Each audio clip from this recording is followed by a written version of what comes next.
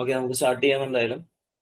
അപ്പോ നമ്മുടെ ഒരു ഡൗട്ട് ക്ലിയറൻസ് സെക്ഷൻ കം ഒരു റിവിഷന്റെ ഒരു ക്ലാസ് ആണ് നമ്മൾ എടുക്കാൻ പോകുന്നത്. അപ്പൊ നമുക്ക് നോക്കിക്കഴിഞ്ഞാൽ നമുക്ക് മനസ്സിലാവാൻ പറ്റും എന്താണ് നമ്മൾ പല ടെക്സ്റ്റുകൾ തന്നെ റെഫർ ചെയ്യുന്ന കാരണം കുറെ ഡൗട്ടുകൾ നമുക്ക് വരാൻ പറ്റും, അത് വരാനുള്ള ചാൻസസ് ഉണ്ട്. അപ്പോ നമ്മളിപ്പോ ഇന്ന് ഉദ്ദേശിക്കുന്നത് ഒരു മൊഡ്യൂൾ 1 to 4 വരെയുള്ള ഒരു ചെറിയ രീതിയിലുള്ള റിവിഷനും അതുപോലെ തന്നെ ആ ഒരു ഭാഗത്ത് വരുന്ന പ്രധാനപ്പെട്ട ഡൗട്ടുകൾ നിങ്ങൾക്ക് ഉണ്ടെങ്കിൽ ഡൗട്ടുകൾ അല്ലെങ്കിൽ കുറച്ചും കൂടി ഇന്റൻസീവ് ആയിട്ട് ആ കാര്യങ്ങൾ അറിയണം എന്നുണ്ടെങ്കിൽ അതിനെക്കുറിച്ചുള്ള ഒരു ചെറിയ ക്ലാസ് പോലെയാണ് ഉദ്ദേശിച്ചിട്ടുള്ളത്. അപ്പോ എല്ലാവർക്കും ക്ലാസ്സിലേക്ക് സ്വാഗതം. ഞാൻ ഫസ്റ്റത്തെ സെക്ഷനിൽ നിങ്ങൾക്ക് എന്തെങ്കിലും ഡൗട്ടുകൾ ഉണ്ടെങ്കിൽ steel rule, scriber, punches, hammer നിങ്ങൾക്ക് ചോദിക്കാവുന്നതാണ്. അതല്ലെങ്കിൽ ഞാൻ ഇതിന്റെ ചെറിയൊരു ഡിസ്ക്രിപ്ഷൻ പറയണമെങ്കിൽ അങ്ങനെ പറഞ്ഞിട്ടും പോകാവുന്നതാണ്. ഇപ്പോ ഞാൻ സ്റ്റീൽ റൂളിന്റെ വരാവുന്ന ക്വസ്റ്റ്യൻസിന്റെ ഒരു ഇതുപോലെ പറയാം. സ്റ്റീൽ റൂളിൽ സാധാരണ വരാറുള്ള ഒരു ക്വസ്റ്റ്യൻ എന്ന് പറഞ്ഞു കഴിഞ്ഞാൽ സ്റ്റീൽ റൂളിന്റെ അക്യൂറസി ആണ്. അക്യൂറസി എന്നുള്ളത് വളരെ ഇമ്പോർട്ടന്റ് ആണ്. 0.5 mm ആണ്. അതുപോലെ ഈ സ്റ്റീൽ റൂൾ നിർമ്മിച്ചിരിക്കുന്ന material spring steel and stainless steel. നമ്മൾ അതിനെ വെർട്ടിക്കലി തന്നെ റീഡ് ചെയ്യണം, കാരണം ഇതിന്റെ ഭാഗമായിട്ടുണ്ടാകുന്ന പാരലാക്സ് എറർ, നമ്മൾ സൈഡിൽ നിന്ന് നോക്കുമ്പോൾ ഉണ്ടാകുന്ന പാരലാക്സ് എററിനെ അവോയ്ഡ് ചെയ്യാൻ വേണ്ടിയിട്ടാണ്. ഇത്രയും കാര്യങ്ങളാണ് സാധാരണഗതിയിൽ വരാറുള്ളത്. പിന്നെ വളരെ റയറായിട്ട് ഇതിലെ ലൈനിന്റെ എൻഗ്രേവ് ചെയ്തിട്ടുള്ള തിക്നെസ് ചോദിക്കാറുണ്ട്. ലൈനിലെ എൻഗ്രേവ് ചെയ്തിട്ടുള്ള തിക്നെസ് വന്നിട്ട് 0.12 to 0.18 mm ആണ്. അപ്പോ ഇത്രയും കാര്യങ്ങളാണ് ഇതിൽ ചോദിക്കാൻ ചാൻസ് ഉള്ളത്. അടുത്താണ് സ്ക്രൈബർ. സ്ക്രൈബറിൽ നമ്മൾ ചോദിച്ചു കണ്ടിട്ടുള്ളത് ഇതിന്റെ പോയിന്റ് ആംഗിൾ ആണ്. 10 to 20 ഡിഗ്രി എന്നുള്ളത് ചോദിക്കാൻ ചാൻസ് ഉള്ളതാണ്. അതുപോലെ ഇതിന്റെ പാർട്സുകൾ ചോദിക്കാൻ ചാൻസ് ഉണ്ട്. ബെൻഡ്, അതുപോലെ ഗ്രിപ്പ്, സ്ട്രെയിറ്റ് പോയിന്റ്. ഗ്രിപ്പ് ഒരു പോസിറ്റീവ് ഗ്രിപ്പിങ്ങിന് വേണ്ടിയിട്ട് നർലിംഗ് ചെയ്തിട്ടുള്ള ഒരു പോർഷൻ ആണ്. നമ്മൾ ഉപയോഗിക്കുന്നത് സ്ക്രൈബിംഗ് ലൈൻസ് വേണ്ടിയിട്ടാണ്. നിർമ്മിച്ചിട്ടുള്ള മെറ്റീരിയൽ ഹൈ കാർബൺ സ്റ്റീൽ ആണ്. ഇതിന്റെ ഡയമീറ്റർ വന്നിട്ട് 3 to 5 mm ഡയമീറ്റർ ആണ്. അടുത്താണ് പഞ്ചസ് എന്നുള്ളത്. പഞ്ചസിന് എന്തായാലും നിർബന്ധമായിട്ടും ഒരു ക്വസ്റ്റ്യൻ നിങ്ങൾക്ക് വരുന്നതാണ്. നിർബന്ധമായിട്ടും എന്തായാലും ഒരു ക്വസ്റ്റ്യൻ വരുന്നുണ്ട്. ഇപ്പോ സാധാരണ സ്ഥിരമായിട്ട് ചോദിക്കുന്ന ഒരു ചോദ്യം എന്ന് പറഞ്ഞാൽ സെന്റർ പഞ്ചിന്റെ ആംഗിൾ ആയിരുന്നു 90 ഡിഗ്രി എന്നുള്ളത്. ഇപ്പൊ കുറച്ചും കൂടി അഡ്വാൻസ്ഡ് ആയിട്ട് സെന്റർ പഞ്ച് കൊണ്ട് നമുക്ക് ഉണ്ടാക്കാൻ പറ്റുന്ന പഞ്ച് മാർക്ക് എങ്ങനെയായിരിക്കും, wide and not very deep എന്നുള്ള രീതിയിലാണ്. അത് എന്തിനാണ് ഉപയോഗിക്കുന്നത് ചോദ്യം ചോദിക്കാൻ ചാൻസ് ഉണ്ട്. Locating the holes and give good seating for the seating of drill ആണ് ഇതിന്റെ ഭാഗമായിട്ട് വരുന്നത്. പ്രിക് പഞ്ച് 30 ഡിഗ്രി ആണ്. ലൈറ്റ് പഞ്ച് മാർക്കാണ്. ഡിവൈഡറുകളും ട്രാമലും ഒക്കെ പൊസിഷൻ ചെയ്യാൻ വേണ്ടിയിട്ടാണ്. ഡോട്ട് പഞ്ച് 60 ഡിഗ്രി ആണ്. ചെറിയ ഡോട്ടുകളാണ് സ്ക്രൈബിംഗ് ലൈനിന്റെ മുകളിൽ അടിക്കുക. അതിന് വിറ്റ്നസ് മാർക്കിംഗ് എന്ന് പറയും. പിന്നെ വരാനുള്ള ഒരു ചാൻസ് ഉള്ള ഒരു കാര്യം എന്ന് പറഞ്ഞാൽ ഇതിന്റെ പിച്ച് കുറച്ച് അഡ്വാൻസ്ഡ് ആയിട്ടുള്ള രീതിയിൽ 4 mm എന്നുള്ളതാണ് ഇതിന്റെ പിച്ചായിട്ട് വരുന്നത്. ഓക്കെ, ഇത്രയും കാര്യങ്ങളാണ് ഈ ഒരു ഭാഗത്ത് നിന്ന് വരുന്നത്. അടുത്തത് ഹാമർ. എഞ്ചിനീയേഴ്സ് ഹാമർ എന്ന് അറിയപ്പെടുന്നത് എന്താണ്? നമുക്ക് എല്ലാവർക്കും അറിയാം. എന്താ എഞ്ചിനീയേഴ്സ് ഹാമർ എന്ന് അറിയപ്പെടുന്നത്? ബോൾ പിൻ ഹാമർ. ഓക്കെ, ബോൾ പിൻ ഹാമർ ആണ്. അപ്പോൾ ഇത് നമ്മൾ സ്ട്രൈക്കിംഗ് ടൂൾ ആയിട്ടാണ് ഉപയോഗിക്കുന്നത്. ഇതിന്റെ ഹെഡ് എന്നുള്ള പോർഷൻ ആണ്. അത് നിർമ്മിച്ചിരിക്കുന്നത് ഡ്രോപ്പ് ഫോർജ് സ്റ്റീൽ. ഇത് പരീക്ഷയ്ക്ക് സ്ഥിരമായിട്ട് വരാറുണ്ട്. ഇതിനൊരു വുഡൻ ഹാൻഡിൽ ഉണ്ട്. എന്തുകൊണ്ടാണ് വുഡ് കൊണ്ട് നിർമ്മിച്ചിട്ടുള്ളതെന്ന് വെച്ച് കഴിഞ്ഞാൽ ഇതിന്റെ ഭാഗമായിട്ടുണ്ടാകുന്ന ഷോക്കുകളെ, അതായത് നമ്മൾ every action has an equal and opposite reaction ഉണ്ടാവുമല്ലോ. അപ്പൊ ഒരു ഷോക്ക് നമ്മുടെ കയ്യിലേക്ക് വരും. അപ്പോൾ അത് അബ്സോർബ് ചെയ്യാൻ വേണ്ടിയിട്ടാണ് വുഡൻ ഹാൻഡിൽ ഉപയോഗിച്ചിരിക്കുന്നത്. ഇതിന്റെ പീനൊക്കെ അനുസരിച്ചിട്ട് നമ്മൾ ബോൾ പിൻ ഹാമർ, സ്ട്രേറ്റ് പിൻ ഹാമർ, അതുപോലെ തന്നെ ക്രോസ് പിൻ ഹാമർ എന്നിങ്ങനെ ഡിവൈഡ് ചെയ്തിട്ടുണ്ട്. ബോൾ പിൻ ഹാമറിനെയാണ് നമ്മൾ എഞ്ചിനീയേഴ്സ് ഹാമർ എന്ന് പറയുന്നത്. ഇതിന്റെ സ്റ്റാൻഡേർഡ് ആയിട്ടുള്ള വെയിറ്റ് വന്നിട്ട് 125 മുതൽ 1500 ഗ്രാം വരെയാണ്. വെൽഡിങ്ങിന് നമ്മൾ സാധാരണ ഉപയോഗിക്കാറുള്ളത് 1000 ഗ്രാം ആണ്. ഇത് ചോദിക്കാൻ ചാൻസ് ഉള്ള ഒരു ക്വസ്റ്റ്യൻ ആണ് കേട്ടോ. മാർക്കിംഗ് പർപ്പസിന് 500 ഗ്രാം. വേറെ ടെക്സ്റ്റുകളിൽ പലത് എഴുതിയിട്ടുണ്ട്. നമ്മുടെ ടെക്സ്റ്റിൽ 500 ഗ്രാം എന്നാണ് എഴുതിയിട്ടുള്ളത്. അപ്പോ ഇത്രയും കാര്യങ്ങളാണ് ഈ ഭാഗത്ത് വരാനുള്ളത്. അടുത്താണ് vices and clamp. Bench vice നിർമ്മിച്ചിട്ടുള്ള മെറ്റീരിയൽ ചോദിക്കാറുള്ളതാണ്. എല്ലാ പരീക്ഷയ്ക്കും ചോദിച്ചിട്ടുള്ളതാണ്. ബെഞ്ച് വൈസ് നിർമ്മിച്ചിരിക്കുന്ന material cast iron or cast steel ആണ്. Cast iron or cast steel ആണ്. ഇത് പരീക്ഷയ്ക്ക് വരാൻ ചാൻസ് ഉള്ളതാണ്. അതിനുള്ള ഒരു ബോക്സ് നട്ട് ഉണ്ട്. കുറച്ചുകൂടി അഡ്വാൻസ്ഡ് ആയിട്ടുള്ള ക്വസ്റ്റ്യൻ ആണ്. Phosphorus bronze. ഇത് ഫിറ്റർ ട്രേഡ് റിലേറ്റഡ് ആണ്. അതുപോലെ ഇതിന്റെ സ്പിൻഡിൽ നിർമ്മിച്ചിരിക്കുന്ന മൈൽഡ് സ്റ്റീൽ കൊണ്ടാണ്. എഞ്ചിനീയേഴ്സ് വൈസ് എന്ന് ഇതിനറിയപ്പെടുന്നുണ്ട്. ഇനി ഇതിന്റെ സൈസ് കുറച്ചുകൂടി അഡ്വാൻസ് ആയിട്ടുള്ള ക്വസ്റ്റ്യൻ എന്നുള്ള രീതിയിൽ ഇതിന്റെ സൈസ് ഓഫ് ദ വൈസ് എന്ന് പറയുന്നത് എങ്ങനെയാണ് ഡിസ്ക്രൈബ് ചെയ്യുന്നത് ചോദിക്കാറുണ്ട്. വിഡ്ത്ത് ഓഫ് ദ ജോ വെച്ചിട്ടാണ് ഇതിനെ ഡിസ്ക്രൈബ് ചെയ്യാറുള്ളത്. ഇനി ഇതിൽ നമ്മൾ മെറ്റീരിയലിനെ ഹോൾഡ് ചെയ്യുമ്പോൾ എന്താണ് വർക്ക് പീസിന്റെ സർഫസിനെ പ്രൊട്ടക്ട് ചെയ്യാൻ വേണ്ടിയിട്ട് നമ്മൾ ഒരു സോഫ്റ്റ് ജോ അല്ലെങ്കിൽ വൈസ് ക്ലാമ്പ് യൂസ് ചെയ്യും. ഇത് നിർമ്മിച്ചിരിക്കുന്നത് അലൂമിനിയം കൊണ്ടാണ്. ഓക്കെ, അതുപോലെ ഇനി പിന്നെ നമ്മൾ പറയുന്നതാണ് സ്ക്രൂ ക്ലാമ്പ് എന്നുള്ളത്. വെൽഡിംഗ് പൊസിഷണറിന്റെ ഭാഗങ്ങളാണ് screw clamp, C clamp, U clamp എന്നുള്ളത്. ഇതെല്ലാം എന്താണ് വെൽഡിംഗ് പൊസിഷണറിന്റെ ഭാഗങ്ങളാണ്. അപ്പോൾ ഇത് ഓരോന്നിനും എന്തിനും നമ്മൾ യൂസ് ചെയ്യണോ ചോദിക്കാറുണ്ട്. വെൽഡിംഗ് പൊസിഷന്റെ ഭാഗമായിട്ടാണ് നമ്മൾ യൂസ് ചെയ്യാറുള്ളത്. സി ക്ലാമ്പ് ഒക്കെ കണ്ടില്ലേ, എല്ലാ തരത്തിലുള്ള ലൈറ്റ്, മീഡിയം, ഹെവി ഡ്യൂട്ടിനൊക്കെ നമുക്ക് ക്ലാമ്പ് ചെയ്യാൻ സാധിക്കും. Hold a sheet with work support to clamp thin sheet to be welded without buckling. Buckling ഉണ്ടാവാതെ വെൽഡ് ചെയ്യാൻ വേണ്ടിയിട്ടാണ് സി ക്ലാമ്പ് നമ്മൾ ഉപയോഗിക്കുന്നത്. അതുപോലെ തന്നെ ഇവിടെ നോക്കിക്കഴിഞ്ഞാൽ നമുക്ക് കാണാൻ പറ്റും clamp heavy size plate on the set weld jig during the tack welding and full welding. Tack welding and full വെൽഡിങ്ങിന് വേണ്ടിയിട്ട് നമ്മൾ സ്ക്രൂ ക്ലാമ്പ് യൂസ് ചെയ്യാൻ പറ്റും. അതുപോലെ യു ക്ലാമ്പ് എന്നുള്ളത് എന്താണ് ഒരു വെൽഡിംഗ് പൊസിഷണർ ആണ്, പാർട്ട് ഓഫ് വെൽഡിംഗ് പൊസിഷണർ ആണ് ടാക്ക് വെൽഡിംഗ് ചെയ്യുന്ന സമയത്ത്. അതുപോലെ തന്നെ നമ്മള് പൊസിഷണൽ വെൽഡിംഗ് ആയിട്ടുള്ള ഹൊറിസോണ്ടൽ, വെർട്ടിക്കല്, ഓവർ ഹെഡ് തുടങ്ങിയിട്ടുള്ള വെൽഡിങ്ങുകൾക്ക് നമുക്ക് യൂസ് ചെയ്യാവുന്നതാണ്. അടുത്താണ് ചിസല്, ഹാക്സോ ബ്ലേഡ്, ഹാക്സോ ഫ്രെയിം എന്നുള്ളത്. സാധാരണഗതിയിൽ ചോദിച്ചു കണ്ടിട്ടുള്ളത് ഈ ഒരു ക്വസ്റ്റ്യൻ ചോദിക്കാൻ ചാൻസ് ഉണ്ട്. ഇതിന്റെ ലെങ്ത് എന്നുള്ളത് 300 mm എന്നും 250 mm എന്നും ബോത്ത് എ ആൻഡ് ബി എന്നും പിന്നെ 500 mm അങ്ങനെ ഒരു ഓപ്ഷൻ വരാൻ ചാൻസ് ഉള്ള ഒരു ക്വസ്റ്റ്യൻ ആണ്. കൺഫ്യൂസിങ് ഉണ്ടാക്കുന്നതാണ്. കാരണം ഇത് രണ്ടും ശരിയാണ്, 250 ആൻഡ് 300 രണ്ടും ശരിയാണ്. പിന്നെ ചോദിക്കാറുള്ളത് ഓൾ ഹാർഡ് ആൻഡ് ബ്ലേഡിന്റെ അതിന്റെ ഏത് ഭാഗങ്ങളൊക്കെയാണ് ഹാർഡൻ ചെയ്തിട്ടുണ്ടായിരിക്കാൻ ചോദിച്ചു കഴിഞ്ഞാൽ പിൻ ഹോൾ 2, അതായത് 2 പിൻ ഹോളിന്റെ സെൻട്രൽ ലൈനിലുള്ള ആ അകലങ്ങളാണ്, മീൻസ് ആ ഒരു സ്ഥലമാണ് ഫുൾ ആയിട്ട് നമ്മൾ ഹാർഡൻ ചെയ്തിട്ടുണ്ടായിരിക്കുക. ഫ്ലെക്സിബിൾ ബ്ലേഡിന്റെ ഓൺലി ടീത്ത്, ഇതും പരീക്ഷയ്ക്ക് ചോദിക്കാറുള്ളതാണ്. മെറ്റീരിയൽ നിർമ്മിച്ചിരിക്കുന്നത് low alloy steel and high speed steel. Okay, അതാണ് കോൾഡ് ചിസല്. നിർമ്മിച്ചിരിക്കുന്ന material high carbon steel or chromium vanadium steel. അതിന് ഷേപ്പ് ചോദിക്കാറുണ്ട്. ഹെക്സഗണൽ, 6 ഷേപ്പുള്ള ഹെക്സഗണൽ, 8 ഷേപ്പുള്ള ഒക്ടഗണൽ ക്രോസ് സെക്ഷൻ ആണ്. പോസിറ്റീവ് ഗ്രിപ്പിങ്ങിന് വേണ്ടിയിട്ടാണ് ഉപയോഗിക്കുന്നത്. ഫ്ലാറ്റ് ചിസല് അതിന്റെ സ്റ്റാൻഡേർഡ് നമ്മുടെ ടെക്സ്റ്റിൽ പറഞ്ഞിട്ടുണ്ട് 150 mm ആണ് അതിന്റെ സ്റ്റാൻഡേർഡ് ലെങ്ത്. ഇത് ചോദിക്കാൻ ചാൻസ് ഉള്ളതാണ്. ക്രോസ് കട്ട് ചിസല് എപ്പോഴും പരീക്ഷയ്ക്ക് ചോദിക്കാറുള്ളതാണ്. Cutting key ways and grooves and slot. അതിന്റെ വേറൊരു പേര് ചോദിക്കാറുണ്ട്, ക്യാപ് ചിസൽ എന്നാണ്, അല്ലെങ്കിൽ ക്യാപ് ചിസൽ എന്നാണ്. ഹാഫ് റൗണ്ട്, ഇപ്പൊ സ്ഥിരമായിട്ട് ക്രോസ് കട്ടാണ് ചോദിച്ചിരുന്നത്. ഇപ്പൊ പരീക്ഷകളിൽ ചോദിക്കുന്നത് ഹാഫ് റൗണ്ട് നോസ് ചിസലിനെ കുറിച്ചിട്ടാണ്. കർവ്ഡ് ഗ്രൂവുകൾ അല്ലെങ്കിൽ ഓയിൽ ഗ്രൂവുകൾ കട്ട് ചെയ്യാൻ വേണ്ടിയിട്ട് ഉപയോഗിക്കുന്നതാണ്. അടുത്താണ് diamond point chisel. Diamond point chisel എന്ന് പറയുമ്പോൾ എന്തിനാണ്, സ്ക്വയറിംഗ് ദ മെറ്റൽ. പക്ഷെ നമുക്ക് വെൽഡർ എന്തിനാ യൂസ് ചെയ്യണമെന്ന് ചോദിച്ചു കഴിഞ്ഞാൽ വി ഗ്രൂവ്, റൂട്ട് വെൽഡ് ജോയിന്റിൽ വി ഗ്രൂവ് അടിക്കാൻ വേണ്ടിയിട്ടാണ്. എന്തിനു വേണ്ടിയിട്ടാണ് വി ഗ്രൂവ് അടിക്കുന്നത് വെച്ചാൽ rectify the lack of root penetration and rectify the crack on the weld. അപ്പൊ ഇതും ചോദിക്കാൻ ചാൻസ് ഉള്ള ഒരു കാര്യമാണ്. Web chisel or punching chisel. Web ചിസലിന്റെ വേറെ പേരാണ് പഞ്ചിങ് ചിസൽ എന്നുള്ളത്. ചെയിൻ ഡ്രില്ലിങ്ങിന് ശേഷം മെറ്റലിനെ സെപ്പറേറ്റ് ചെയ്യാൻ വേണ്ടിയിട്ടാണ്. അതുപോലെ ഇതിന്റെ പിച്ച് പറയുന്നുണ്ട്, ഇത് എല്ലാ പരീക്ഷയ്ക്കും വരാറുണ്ട്.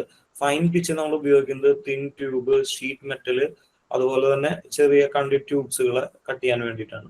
അപ്പോൾ ഇത് thin tube, conduit tube, sheet മെറ്റലുകൾക്കാണെങ്കിൽ ഫൈൻ പിച്ചാണ് ഉപയോഗിക്കുന്നത്. ഒരു പിച്ച് എന്ന് പറഞ്ഞു കഴിഞ്ഞാൽ അഡ്ജസന്റ് ആയിട്ടുള്ള രണ്ട് ടീത്തുകൾ തമ്മിലുള്ള അകലത്തെയാണ് നമ്മൾ പിച്ച് എന്ന് പറയുന്നത്. മീഡിയം പിച്ച് എന്ന് പറയുമ്പോൾ 1 mm വരുന്നത്. ആംഗിൾ അയൺ കട്ട് ചെയ്യാൻ brass tube, copper, iron pipe തുടങ്ങിയ കട്ട് ചെയ്യാൻ വേണ്ടിയിട്ട് 1 mm പിച്ച് ഉപയോഗിക്കുന്നു. നമ്മൾ സാധാരണ ജനറലി നമ്മൾ 1 mm പിച്ചാണ് നമ്മൾ യൂസ് ചെയ്യാറുള്ളത്. ഏകദേശം 24 TPI എന്നൊക്കെ പറയുമ്പോൾ ഏകദേശം 1 mm അടുത്ത് വരുന്നതാണ്. അടുത്താണ് 1.4 mm എന്നുള്ളത്. ഇതാണ് സാധാരണഗതിയിൽ ഏറ്റവും കൂടുതൽ പരീക്ഷകൾ കണ്ടിട്ടുള്ളത്. ചോദിക്കാറുള്ളത് high speed steel, tool steel അല്ലെങ്കിൽ ഹൈ കാർബൺ സ്റ്റീൽ എന്നിവ കട്ട് ചെയ്യാൻ ഉപയോഗിക്കുന്ന പിച്ച് ഏതാണെന്ന് ചോദിക്കാറുണ്ട്. 1.4 mm ആണ്. ഇത് പരീക്ഷയ്ക്ക് സ്ഥിരമായിട്ട് വരാറുണ്ട്. അടുത്താണ് coarse pitch 1.8 mm. Soft metals ആയിട്ടുള്ള bronze, brass, soft steel, cast iron, heavy angle iron. ഇതിൽ ഇത് മാത്രം ഹെവി ആംഗിൾ അയൺ മാത്രമാണ് അതിലൊരു ഡിഫറെന്റ് ആയിട്ട് ചോദിക്കാൻ ചാൻസ് ഉള്ളൂ.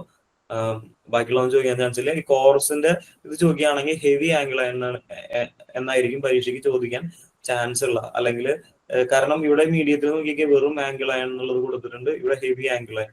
അപ്പൊ ഹെവി ആംഗിൾ ലൈൻ കട്ട് ചെയ്യാൻ വേണ്ടിയിട്ട് കോഴ്സ് പിച്ചിന്റെ ബ്ലേഡ് ആണ് നമ്മൾ യൂസ് ചെയ്യുന്നത്.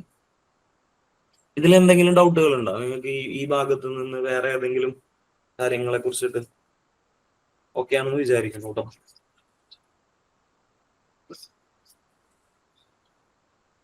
ഓക്കെ, നെക്സ്റ്റ് ഇതിലേക്ക് തുടങ്ങാം. ഫയൽസിനെ കുറിച്ചിട്ടാണ്.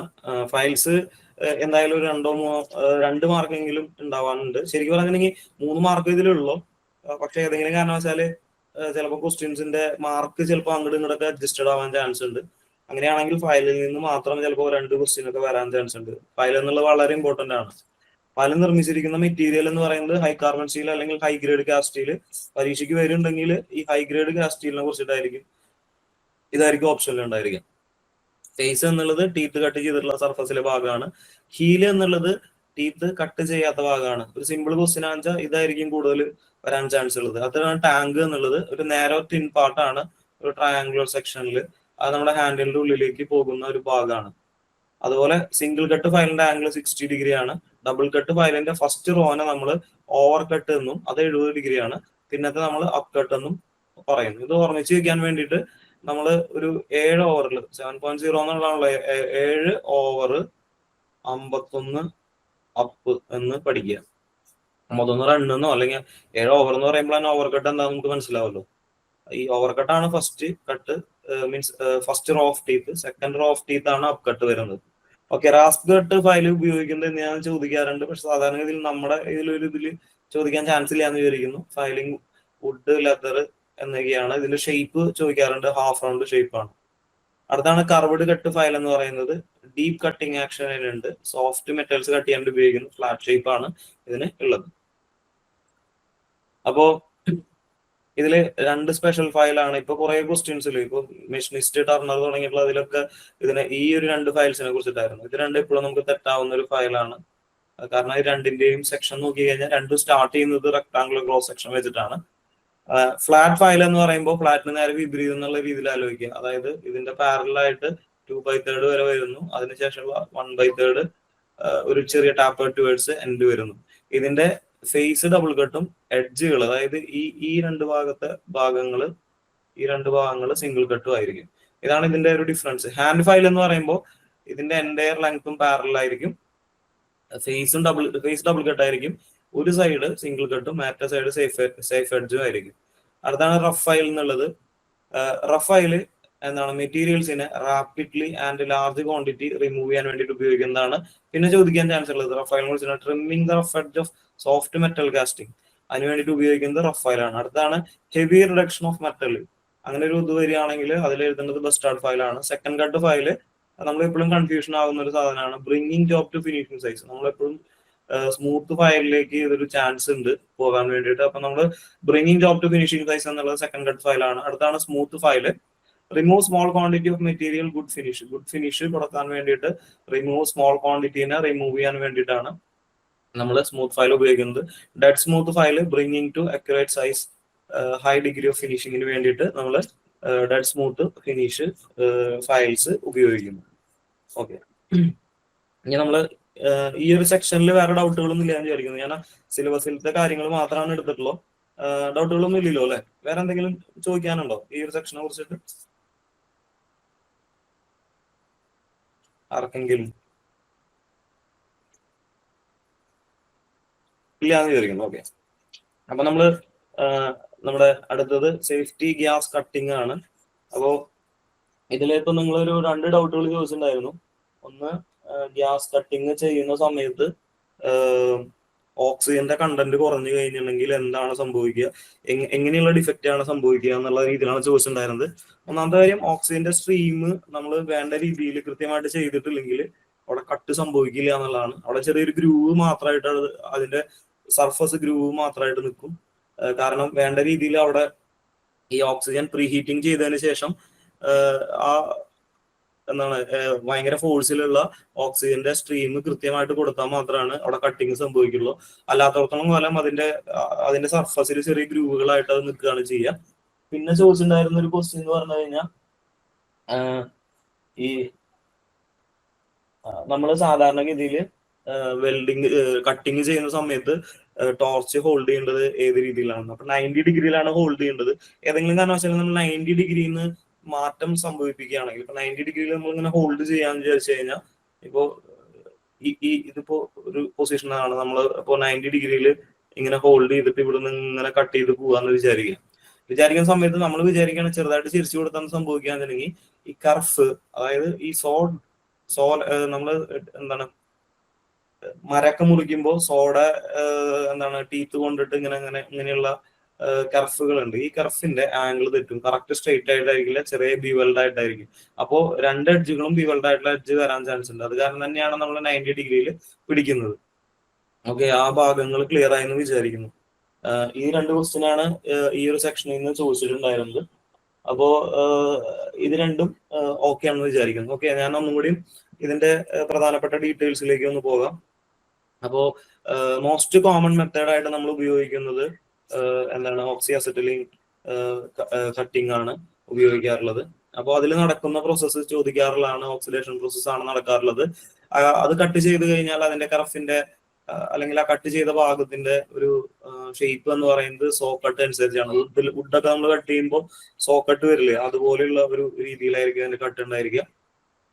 നമ്മൾ സാധാരണ നോൺ ഫെറസ് മെറ്റൽസ് കട്ട് ചെയ്യാറില്ല ഈ ഒരു പ്രോസസ്സിൽ. അപ്പൊ ഫെറസ് മെറ്റൽസ് മാത്രമാണ് നമ്മൾ കട്ട് ചെയ്യാറുള്ളത്. അതുപോലെ തന്നെ പിന്നൊരു കാര്യം വരാൻ ചാൻസ് ഉള്ളതെന്ന് പറഞ്ഞു കഴിഞ്ഞാൽ ഇതിന്റെ പ്രീ ഹീറ്റിംഗ് ടെമ്പറേച്ചർ എത്ര വരെ നമുക്ക് കൊണ്ടുപോകാൻ എന്നുള്ളതാണ്. 900 ഡിഗ്രിയാണ് നമ്മുടെ ടെക്സ്റ്റിൽ 900 ഡിഗ്രി എന്ന് പറഞ്ഞിട്ടുണ്ട്. അതുപോലെ തന്നെ ഈ ഇഗ്നീഷ്യൻ ടെമ്പറേച്ചർ എന്ന് പറഞ്ഞിട്ട് 875 to 900 ഡിഗ്രി സെൽഷ്യസ് എന്നും പറഞ്ഞിട്ടുണ്ട്. അപ്പോൾ രണ്ടിലേത് വന്നാലും അതനുസരിച്ചിട്ട് ചെയ്യേണ്ടതാണ്. അപ്പോൾ ഏറ്റവും സ്യൂട്ടബിൾ ആയിട്ട് 875 to 900 എന്നുള്ള ഒരു ഇതെടുക്കുക എന്തായിരിക്കും നല്ലത്. ഇനി നമ്മൾ സാധാരണഗതിയിൽ പറയാറുണ്ട് ഒരു പ്യുവർ ഓക്സിജൻ എത്ര ആവശ്യമുണ്ട് എന്നുള്ള രീതിയിൽ ചോദിക്കാറുണ്ട്. അത് എന്തിനു വേണ്ടിയിട്ടാണ്? 1 കിലോഗ്രാം അയണിനെ കംപ്ലീറ്റ്ലി ഓക്സിഡൈസ് ആക്കാൻ വേണ്ടിയിട്ട് അല്ലെങ്കിൽ മെൽറ്റ് ചെയ്യാൻ വേണ്ടിയിട്ട് എത്ര പ്യുവർ ഓക്സിജൻ ആവശ്യമുണ്ടെന്ന് വെച്ചാൽ 300 ലിറ്റർ. ഇത് പരീക്ഷയ്ക്ക് ചോദിക്കാറുള്ളതാണ്, എപ്പോഴും പരീക്ഷയ്ക്ക് ചോദിക്കാൻ ചാൻസ് ഉള്ളതുമാണ്. ഓക്കെ, ഇനി പിന്നെ ചോദിക്കാൻ ചാൻസ് ഉള്ളതെന്ന് പറഞ്ഞു കഴിഞ്ഞാൽ നമ്മൾ ആ ഫ്ലെയിം എത്ര സർഫസിൽ നിന്ന് എത്ര MM പ്രീ ഹീറ്റിംഗ് ഫ്ലെയിം പിടിക്കണം എന്ന് ചോദിച്ചു കഴിഞ്ഞാൽ 2 to 3 mm ആണ്. ഇത് പരീക്ഷയ്ക്ക് 2 പരീക്ഷയ്ക്ക് മുന്നേ ചോദിച്ചിട്ടുണ്ടായിരുന്നു. അതുപോലെ തന്നെ ടിപ്പ് ഓഫ് ദ നോസിൽ എത്ര വേണം എന്നുള്ളതാണ് ചോദിച്ചിട്ടുള്ളത്. അതായത് ഫ്ലെയിമിന്റെ ഇത് 2 to 3 mm ആണെങ്കിൽ അതിന്റെ കൂടെ തന്നെ ഒരു 2 to 3 mm കൂട്ടിയിട്ട് നമുക്ക് എന്ത് ചെയ്യാം, 5 to 6 mm above the surface അല്ലെങ്കിൽ കട്ടിങ് എന്താണോ കട്ട് ചെയ്യേണ്ടത് അതിന്റെ 5 to 6 mm എബോവില് നമുക്ക് അതിന് പിടിക്കാവുന്നതാണ്. ഇനി ഇതിന് നമുക്ക് ഡിഫറൻഷിയേറ്റ് ചെയ്യാൻ പറ്റുന്നത് കട്ടിംഗ് ടോർച്ചും അതുപോലെ തന്നെ വെൽഡിംഗ് ടോർച്ചും തമ്മിൽ അതിനൊരു എക്സ്ട്രാ അഡീഷണൽ ലിവർ ഉണ്ടായിരിക്കും. എന്തിനു വേണ്ടിയിട്ടാണെന്നുണ്ടെങ്കിൽ കട്ടിംഗ് ഓക്സിജന് വേണ്ടിയിട്ടാണ്. അപ്പോൾ ഇത് ചോദിക്കാൻ ചാൻസ് ഉണ്ട്. അഡീഷണൽ ലിവർ ഇതിനുണ്ടായിരിക്കും. അതുപോലെ cutting tip made with an orifice center surrounded by 5 smaller holes. അപ്പോൾ ഈ ഒറിഫൈസിലെ പ്രീ ഹീറ്റിംഗ് ഹോൾസ് എത്ര ഉണ്ടെന്ന് സാധനം ചോദിക്കാറുണ്ട്. ഒറിഫൈസിലെ എത്ര സെന്ററിൽ സറൗണ്ട് ചെയ്തിട്ടുള്ള ഹോളുകൾ എത്ര ഉണ്ട് ചോദിക്കാറുണ്ട്. 5 ആണ് സാധാരണഗതിയിൽ. 5 മാത്രമല്ല, ഡിഫറെന്റ് ടൈപ്സ് ഓഫ് ഇതുണ്ട്. ഓക്കെ, അപ്പൊ അടുത്തൊരു ക്വസ്റ്റ്യൻ ചോദിച്ചിട്ടുണ്ടായിരുന്നു, angle of number of orifice for splitting the angle ആയം. അതിന് വേണ്ടിയിട്ട് 2 ഒറിഫൈസ് ആണ് നമ്മൾ യൂസ് ചെയ്യാറുള്ളത്. ഞാൻ ഡീറ്റെയിൽ ആയിട്ട് ക്ലാസ് നിങ്ങൾക്ക് ഇതിന്റെ ഡിസ്കഷൻ ടൈമിൽ പറഞ്ഞിട്ടുണ്ടായിരുന്നു. Different types of orifices used for different. അതുപോലെ ഒറിഫൈസ് മാത്രമല്ല, ഇതിന്റെ ആംഗിളുകളും ഞാൻ അന്ന് മെൻഷൻ ചെയ്തിട്ടുണ്ടായിരുന്നു. ഓരോ ഇതിനും നമ്മൾ ഡിഫറെന്റ് ആയിട്ടുള്ള ആംഗിൾ ആണ് യൂസ് ചെയ്യുക. ഉദാഹരണം പറയാൻ വെച്ചാൽ ഓരോ വസ്തുവിനും എത്ര ഡിഗ്രിയിലുള്ള പ്രീ ഹീറ്റിംഗ് ആവശ്യമുണ്ട് എന്നുള്ള രീതിയിലാണ് നമ്മൾ അതിന്റെ പ്രീ ഹീറ്റിംഗ് ഒറിഫൈസസിന്റെ നമ്പേഴ്സ് സെലക്ട് ചെയ്യാറുള്ളത്. ഇപ്പൊ നമ്മൾ സാധാരണ ഒരു straight line or circular cutting ആണ് ഉദ്ദേശിക്കുന്നതെങ്കിൽ medium degree of pre heating ആണ് ആവശ്യമുള്ളൂ. അത് കാരണം തന്നെ 2 ആണ് നമ്മൾ ഉപയോഗിക്കുക. ഏകദേശം മീഡിയം ടു ലൈറ്റ് നമ്മൾ 2 to 4 ആണ് ഉപയോഗിക്കുക. ഹെവിക്കൊക്കെ നമ്മൾ 6 ആണ് ഉപയോഗിക്കുക. ഉദാഹരണം പറയാന്നുണ്ടെങ്കിൽ കാസ്റ്റ് അയണിനെ നമുക്ക് കട്ട് ചെയ്യണം. അതുപോലെ തന്നെ ഒരു കാസ്റ്റ് അയണിൽ V4 എന്താണ് ഒരു ഗ്രൂവ് ഒക്കെ കട്ട് ചെയ്യണമെങ്കിൽ നമുക്ക് 6 പ്രീ ഹീറ്റിംഗ് ഹോൾസ് യൂസ് ചെയ്യാവുന്നതാണ്. അതുപോലെ തന്നെ for general cutting, also cutting for stainless steel ഒക്കെ കട്ട് ചെയ്യുമ്പോൾ വെരി ഹെവി നമുക്ക് യൂസ് ചെയ്യാവുന്നതാണ്. അതുപോലെ തന്നെ ഗ്രൂവിങ്ങിന്, flame machining, gouging, removing imperfect weld, അതിനൊക്കെ നമുക്ക് 6 പ്രീ ഹീറ്റ് ഹോൾസ് യൂസ് ചെയ്യാവുന്നതാണ്. ഇതില് സാധാരണഗതിയിൽ ഓഡ് സൈസ് ആയിട്ട് ഒരെണ്ണം മാത്രമാണ് ചോദിച്ചിട്ടുള്ളത്. നമ്മള് മെഷീൻ കട്ടിങ്ങിന് 45 ഡിഗ്രി ബിവലിന് വേണ്ടിയിട്ട്, അല്ലെങ്കിൽ ഹാൻഡ് കട്ടിങ് ഓഫ്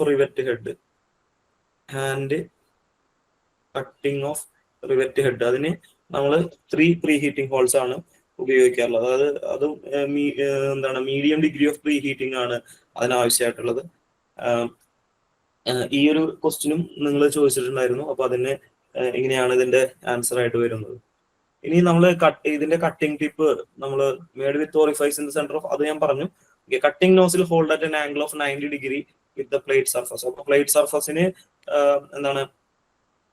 പെർപെൻഡിക്കുലർ ആയിട്ട് വേണം നമ്മൾ എപ്പോഴും പിടിക്കാൻ. അല്ലെങ്കിൽ എന്താണ് സംഭവിക്കുക എന്നുള്ളത് ഞാൻ പറഞ്ഞു. അതിന്റെ കർഫ് സ്ട്രെയിറ്റ് ആയിരിക്കില്ല, ചെറുതായിട്ട് ബീവലാവാൻ ചാൻസ് ഉണ്ട്. മാത്രമല്ല കൂടുതൽ ഓക്സിജൻ യൂട്ടിലൈസ്ഡ് ആവും.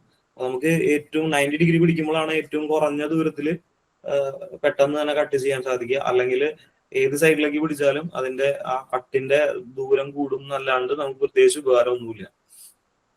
ഇനി പിന്നെ നമ്മുടെ അടുത്ത് എൻ്റെ അടുത്ത് വേറൊരു ക്വസ്റ്റ്യൻ ചോദിച്ചിട്ടുണ്ടായിരുന്നു.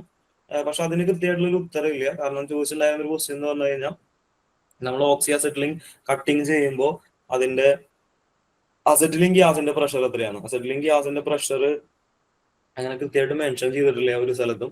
സാധാരണ അസെറ്റിലിംഗ് ഗ്യാസിൽ നിന്ന് നമ്മൾ ആകെ കൂടി നമ്മൾ കട്ട് ചെയ്യുമ്പോൾ പ്രഷറൈസ്ഡ് ആയിട്ട് നമ്മൾ കൊടുക്കുന്ന ഒരേ ഒരു കാര്യം എന്ന് പറഞ്ഞു കഴിഞ്ഞാൽ ഓക്സിജന്റെ പ്രഷർ മാത്രമാണ് നമ്മൾ ഡിഫറൻഷിയേറ്റ് ചെയ്ത് കൊടുക്കുന്നത്. അത് കട്ടിങ്ങിന്റെ നോസിലിന്റെ സൈസ് അനുസരിച്ചിട്ടോ അല്ലെങ്കിൽ പ്ലേറ്റ് തിക്നെസ് അനുസരിച്ചിട്ടോ നമുക്ക് ഓക്സിജന്റെ പ്രഷർ നമുക്ക് ഇൻക്രീസ് ചെയ്യാറുണ്ട്. പക്ഷെ നമ്മൾ ഒരു സ്ഥലത്തും നമ്മൾ അസെറ്റിലിന്റെ ഗ്യാസിന്റെ പ്രഷർ നമ്മൾ കൂട്ടി കൊടുക്കാറില്ല. സ്റ്റാൻഡേർഡ് ആയിട്ടുള്ള രീതിയിലുള്ള പ്രഷർ നമ്മൾ സാധാരണ അത് നമ്മുടെ ഒരു ഹാൻഡ് സ്കില്ല് പോലെ നമ്മൾ ചെയ്യാറുള്ളതാണ്. ഏത് ഫ്ലെയിമാണ് സെലക്ട് ചെയ്യണമെന്നുണ്ടെങ്കിൽ അതിനനുസരിച്ച് പ്രഷറാണ് നമ്മൾ കൊടുക്കാറുള്ളത്. അപ്പോ തിക്നെസ്സിനും ഒക്കെ നമുക്ക് ചെയ്യാൻ പറ്റും, ഇല്ല എന്നല്ല. അതിന്റെ പ്രഷർ അനുസരിച്ചിട്ട് തിക്നെസ് അനുസരിച്ചിട്ട് നമ്മൾ അതിൽ ചെറിയ പ്രഷർ ഡിഫറൻസ് ഒക്കെ വരുത്താറുണ്ട്. പക്ഷെ സാധാരണ കട്ടിംഗ് ഓക്സിജൻ ആണ് പ്രഷർ ഉള്ളത്. അപ്പൊ അതിന്റെ പ്രഷർ എന്ന് പറയുന്നത് നമ്മൾ കട്ടിംഗ് നോസിലിന്റെ സൈസ് 0.8 ആണെങ്കിൽ, നമ്മൾ 0.8 ആണെങ്കിൽ 0.8 അതുപോലെ 1.2 നമുക്കറിയാം ഏകദേശം ഒരു 0.4ന്റെ ഡിഫറൻസ് ആണ് വരുന്നത്. അപ്പൊ 0.8 മുതൽ ഏകദേശം 3.2 വരെയാണ് കട്ടിംഗ് നോസിലിന്റെ സൈസ് വരുന്നത്. പ്ലേറ്റ് തിക്നെസ് നോക്കുകയാണെങ്കിൽ 3 to 6, രണ്ടാമത്തത് 6 to 19. അതിന്റെ ക്ലാസ് ഡീറ്റെയിൽ ആയിട്ട് എടുത്തിട്ടുണ്ടായിരുന്നു. ഈ 3.2ന്റെ ഏകദേശം 250 to 300 ആണ് വരുന്നത്. അതാണ് ഞാൻ ഇവിടെ മെൻഷൻ ചെയ്തിട്ടുള്ളത്. 0.8 to 3.2, പ്ലേറ്റ് തിക്നെസ് 3 to 300 ആണ് വരുന്നത്. അപ്പൊ കട്ടിംഗ് ഓക്സിജൻ പ്രഷർ ആദ്യത്തെ സെക്ഷനിൽ ഏകദേശം 1.0 to 1.4 kilogram per centimetre square ആണ്. Kilogram F per centimetre square ആണ് വരുന്നത്. അപ്പൊ 1.0 to 1.4 ആണ് വരുന്നത്. അതായത് 3 to 6 mm പ്ലേറ്റ് തിക്നെസ് ആണെങ്കിൽ നമ്മൾ ഉപയോഗിക്കുന്ന കട്ടിംഗ് നോസിലിന്റെ സൈസ് 0.8 mm. കട്ടിംഗ് ഓക്സിജന്റെ പ്രഷർ 1.0 to 1.4 mm ആണ്. അതുപോലെ പ്ലേറ്റ് തിക്നെസ് 6 to 19 mm ആണെങ്കിൽ കട്ടിംഗ് നോസിലിന്റെ സൈസ് വന്നിട്ട് 1.2 mm ആണ്. അപ്പോ ഇതിന്റെ പ്രഷർ വന്നിട്ട് 1.4 to എത്രയാണ് വരുന്നത്? 2.1 ആണ് വരുന്നത്. ഓക്കെ, അപ്പോ ഇത് നോക്കി കഴിഞ്ഞാൽ നമുക്ക് മനസ്സിലാക്കാൻ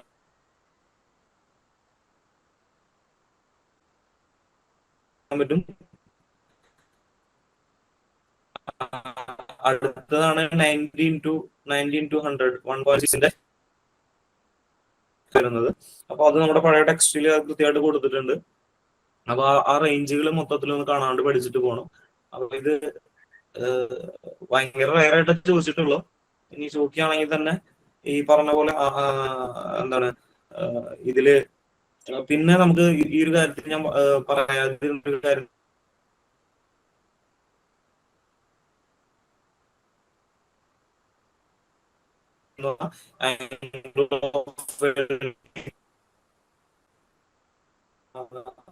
ഡ്രാഗ് ലൈൻസ്, ഡ്രാഗ് മാർക്ക് കാണുന്നുണ്ടെങ്കിൽ ഒന്നില്ലെങ്കിൽ അത് നമ്മൾ ടിപ്പിനെ വളരെ അടുത്തേക്ക് കൊണ്ടുവന്നിട്ടുണ്ടായിരിക്കും, അല്ലെങ്കിൽ ഓക്സിജൻ വളരെ അധികം യൂസ് ചെയ്തിട്ടുണ്ടായിരിക്കും. അപ്പോൾ ഡ്രാഗ് മാർക്ക് എന്ന് കണ്ടു കഴിഞ്ഞാൽ അപ്പൊ അതിൽ നിന്ന് നമുക്ക് മനസ്സിലാക്കാൻ സാധിക്കും ഒന്നിൽ ഐദർ ഓക്സിജൻ കൂടുതൽ കൊടുത്തിട്ടുണ്ടായിരിക്കും. അല്ലെങ്കിൽ എന്തായിരിക്കും, ടിപ്പിനെ നമ്മൾ അടുത്തേക്ക് കൊണ്ടുവന്നിട്ടുണ്ടായിരിക്കും. ടു മച്ച് കട്ടിങ് ഓക്സിജനും അതുപോലെ തന്നെ ടിപ്പി ടു ക്ലോസ്, ഇത് രണ്ടുമാണ് പ്രധാനമായിട്ടും ഈ ഡ്രാഗ് ലൈൻസിന് കാരണമാകുന്നത് അല്ലെങ്കിൽ പ്രഷർ മാർക്സിന് കാരണമാകുന്നത്. ഓക്കെ, പിന്നെ നമ്മൾ വളരെ സ്ലോവിൽ കട്ട് ചെയ്യുമ്പോഴും പ്രഷർ മാർക്ക് വരും. കാരണം എന്താ വെച്ചിട്ടുണ്ടെങ്കിൽ അപ്പോഴും എന്ത് സംഭവിക്കുന്നുണ്ട്, സാധാരണഗതിയിൽ ഓക്സിജന്റെ ഒരു കണ്ടന്റ് കൂടുതലായിട്ട് അവിടെ വരികയും അതിന്റെ ഭാഗമായിട്ട് അവിടെ എന്താണ് പ്രഷർ മാർക്ക് ഉണ്ടാവുകയും ചെയ്യുന്നുണ്ട്. ഇനി നമ്മൾ നോക്കിക്കഴിഞ്ഞിട്ടുണ്ടെങ്കിൽ ടു മച്ച് പ്രീ ഹീറ്റിങ്ങും അതുപോലെ സ്ലോ കട്ടിങ് സ്പീഡിലും ഇതിന്റെ എഡ്ജുകൾ റൗണ്ടഡ് ഷേപ്പ് ആയിരിക്കും ഉണ്ടായിരിക്കുക. അപ്പോ എക്സ്ട്രീംലി സ്ലോ കട്ടിങ് സ്പീഡ് എന്ന് പറഞ്ഞു കഴിഞ്ഞാൽ അതിന്റെ അർത്ഥം വെച്ചാൽ നമ്മൾ കൂടുതൽ ഹീറ്റ് ആ സ്പെഷ്യലൈസ്ഡ് ഭാഗത്ത് നമ്മൾ കൊടുത്തിട്ടുണ്ട്. അതിന്റെ ഭാഗമായിട്ട് എന്ത് സംഭവിക്കും, അതിന്റെ എഡ്ജസ്, അതായത് നമ്മൾ കട്ടിങ് സ്റ്റാർട്ട് ചെയ്യുന്ന എഡ്ജസ് ചെറുതായിട്ട് ഉരുകി ഒലിക്കാനുള്ള ചാൻസ് ഉണ്ട്, അല്ലെങ്കിൽ റൗണ്ട് ഷേപ്പിലേക്ക് മാറാനുള്ള ചാൻസ് ഉണ്ട്. അപ്പൊ ടു മച്ച് പ്രീ ഹീറ്റിങ്ങും അതുപോലെ എക്സ്ട്രീംലി സ്ലോ കട്ടിങ് സ്പീഡും അതിന് കാരണമാകുന്നുണ്ട്. നോക്കിക്കഴിഞ്ഞാൽ കാണാൻ പറ്റും. നമ്മൾ കട്ട് ചെയ്യുമ്പോൾ നമുക്ക് 3 തരത്തിലുള്ള കട്ടുകളാണ് കിട്ടുക. ഒന്ന് ബിവലായിട്ടുള്ള കട്ട് നമുക്ക് കിട്ടാറുണ്ട്. അത് നമ്മൾ സാധാരണ ഏറ്റവും കൂടുതൽ ഉണ്ടാകുന്ന ഫോൾട്ട് ആണ്. അതിന്റെ കാരണങ്ങൾ ചോദിക്കാറുണ്ട്. ഒന്ന് എക്സസീവ് സ്പീഡ് ആണ്, രണ്ട് ഇൻഅഡിക്വേറ്റ് അല്ലാത്ത രീതിയിലുള്ള പ്രീ ഹീറ്റിംഗ് ആണ്. അപ്പോൾ അത് ചോദിക്കാൻ ചാൻസ് ഉണ്ട്. What is the cause of poor quality bevel cut എന്ന് ചോദിച്ചു കഴിഞ്ഞാൽ excessive speed and inadequate pre heat ആണ്. ഓക്കെ, അടുത്തപോലെ എന്താണ്, ഈ നമ്മൾ ഏതെങ്കിലും കാരണവശാല് ടിപ്പിനെ നമ്മൾ കൂടുതൽ അകലത്തിലേക്ക് പിടിച്ചു കഴിഞ്ഞിട്ടുണ്ടെങ്കിൽ റൗണ്ട് കട്ട്, സ്മൂത്ത് അല്ലാത്ത ഫേസ്, അതുപോലെ തന്നെ ബിവൽഡ് ഫേസും ഉണ്ടാവുന്നുണ്ട്. ഇനി നമ്മൾ സ്ലൈറ്റ്ലി ടു ഫാസ്റ്റും സ്ലൈറ്റ്ലി ടു സ്ലോയും ഏകദേശമൊക്കെ നമ്മൾ സാറ്റിസ്ഫാക്ടറി ക്വാളിറ്റി എന്നുള്ള രീതിയിൽ പറയാറുള്ളതാണ്.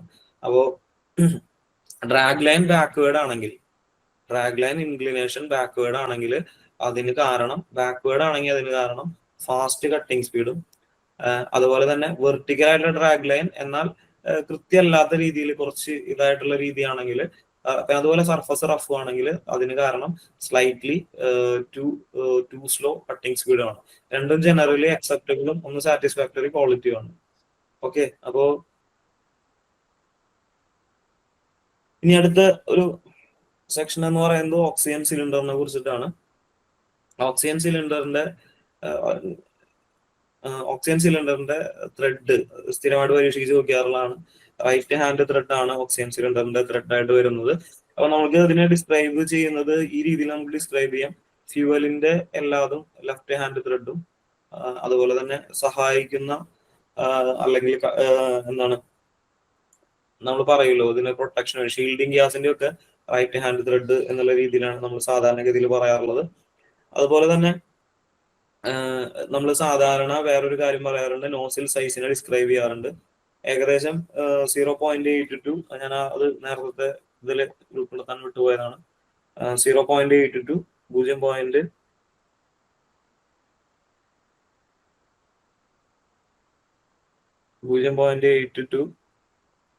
25 mm ആൻഡ് എബോവ് ആണ് സാധാരണഗതിയിൽ പ്ലേറ്റ് തിക്നെസ് ആയിട്ട് വരുന്നത്. 0.8 1 ആണ് വരുന്നത്.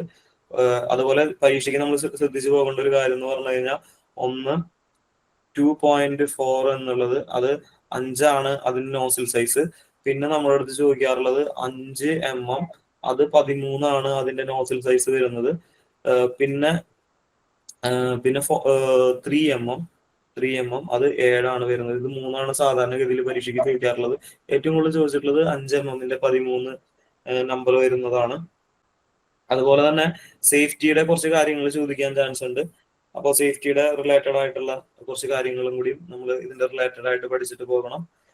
അപ്പൊ ഒന്ന് നമ്മൾ ഫ്ലാമബിൾ ആയിട്ടുള്ള അസറ്റിലിൻ സിലിണ്ടർ ഏകദേശം എത്ര മീറ്ററിന് അകലെ സൂക്ഷിക്കണം എന്ന് ചോദിച്ചു കഴിഞ്ഞാൽ 3 meters ആണ് മിനിമം വേണ്ടത്.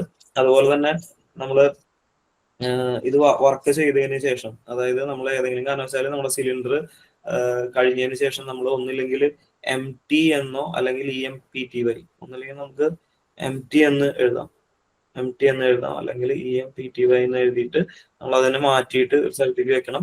ഡിഫക്റ്റീവ് ആയിട്ടുള്ള സിലിണ്ടർ നമ്മൾ മാറ്റി നിൽക്കണം.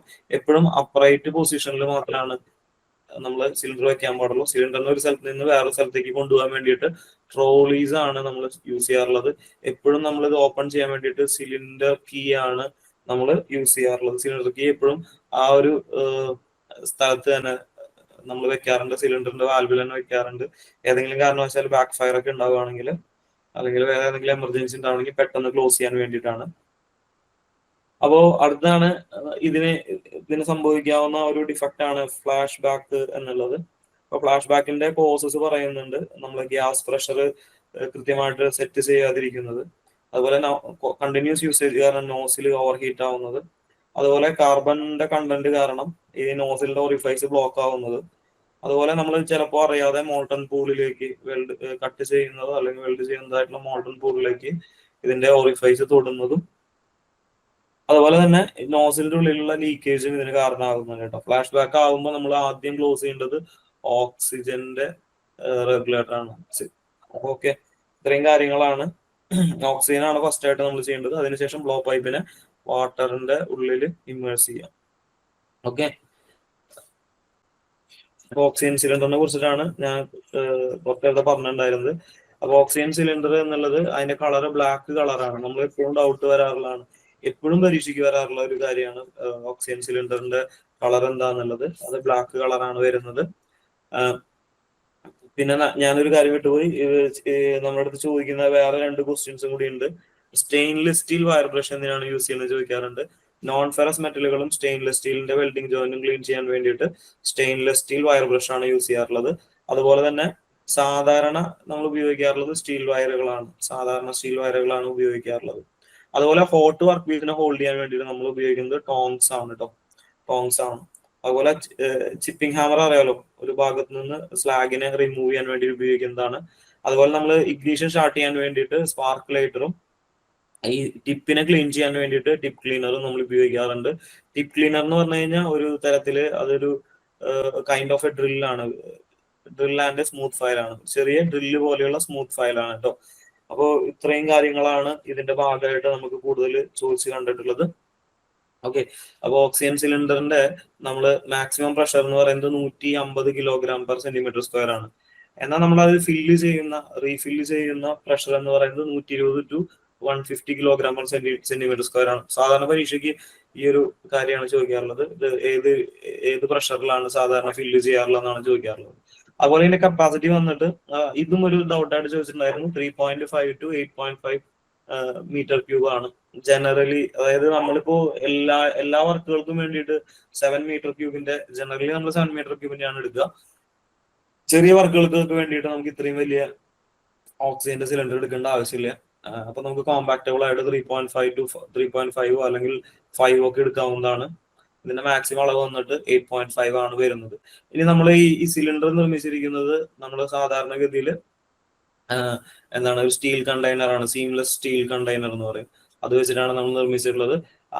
ഇത് നമ്മൾ വെൽഡിംഗ് ഒക്കെ ചെയ്തതിന് ശേഷം, അതായത് ഓക്സിജൻ സിലിണ്ടർ ഒക്കെ വെൽഡ് ചെയ്തതിന് ശേഷം നമ്മൾ വാട്ടർ പ്രഷറിൽ വെച്ചിട്ട്, അതായത് 225 kg/cm² വാട്ടർ പ്രഷറിൽ വെച്ചിട്ട് ഇതിനെ ടെസ്റ്റ് ചെയ്യാറുണ്ട്. കാരണം ഇതിന് വിത്ത്സ്റ്റാൻഡ് ചെയ്യാനുള്ള കപ്പാസിറ്റി ഉണ്ടോ എന്ന് അറിയാൻ വേണ്ടിയിട്ടാണ്. അടുത്താണ് നമ്മൾ ഏറ്റവും കൂടുതൽ യൂസ് ചെയ്യുന്ന ഒരു സിലിണ്ടർ ആയിട്ടുള്ള dissolved acetylene, BA acetylene gas cylinder എന്ന് പറയുന്നത് സ്റ്റീൽ കണ്ടെയ്നർ തന്നെയാണ്. ഹൈ പ്രഷർ അസെറ്റിലിനാണ് നമ്മൾ ഉപയോഗിക്കുന്നത്. അസെറ്റിലിന്റെ ഫോർമുല ചോദിക്കാറുണ്ട്, C2H2 എന്നാണ്. ടെസ്റ്റഡ് അണ്ടർ, അപ്പൊ നമ്മൾ ഇതിൽ നോക്കി കഴിഞ്ഞാൽ 225 kg/cm². ഇതിൽ നോക്കി 100 kg/cm² നമ്മൾ ഇത് ചെയ്തിട്ടുള്ളത്, ഇതിനെ സൂക്ഷിച്ചു വെച്ചിട്ടുള്ളത്. ഇനി നോക്കിക്കഴിഞ്ഞാൽ ഇതിന് ലെഫ്റ്റ് ഹാൻഡ് ത്രെഡ് ആണ് വരുന്നത്. അപ്പോ അത് ചോദിക്കാൻ ചാൻസ് ഉള്ള ഒരു കാര്യമാണ്. ലെഫ്റ്റ് ഹാൻഡ് ത്രെഡ് ഏതിനൊക്കെയാ വരുന്നത് ചോദിച്ചു കഴിഞ്ഞാൽ നമ്മൾ ഫ്യൂവൽസ് ഒക്കെയാണ്. അപ്പൊ നമുക്ക് വലിയൊരു ചാർട്ടൊക്കെ മുന്നേ തന്നിട്ടുണ്ടായിരുന്നു. ആ ചാർട്ട് അനുസരിച്ചിട്ട് അതിന്റെ കളർ കോഡും ഏതൊക്കെ കളറാണ്, ഏതൊക്കെ രീതിയിലുള്ള ത്രെഡ് ആണ് എന്നുള്ള രീതിയിൽ അതിൽ മെൻഷൻ ചെയ്തിട്ടുണ്ട്. ഇതിന് നമ്മൾ ജനറലി 6 m³ ആണ് ഇതിന്റെ സൈസ് ആയിട്ട് പറയാറുള്ളത്, ജനറൽ പർപ്പസിന് വേണ്ടി ഉപയോഗിക്കുന്നത്. അതിന്റെ കപ്പാസിറ്റി 6 m³ ആണ്. പക്ഷെ കപ്പാസിറ്റി നമ്മൾ ഇതായിട്ട് നോക്കുകയാണെങ്കിൽ, എന്താണ്, ഒരു സ്പാൻ എന്നുള്ള രീതിയിൽ നോക്കുകയാണെങ്കിൽ 3.5 to 8.5 m³ തന്നെയാണ്. അതിന്റെ കളർ ചോദിക്കാറുണ്ട്, എപ്പോഴും ചോദിച്ചിട്ടുള്ളതാണ്. മെറൂൺ ആണ് അതിന്റെ കളർ വരുന്നത്, മെറൂൺ കളറാണ് വരുന്നത്. ഹോസും നമുക്ക് ഇതുപോലെ തന്നെ ഐഡന്റിഫൈ ചെയ്യാൻ സാധിക്കും.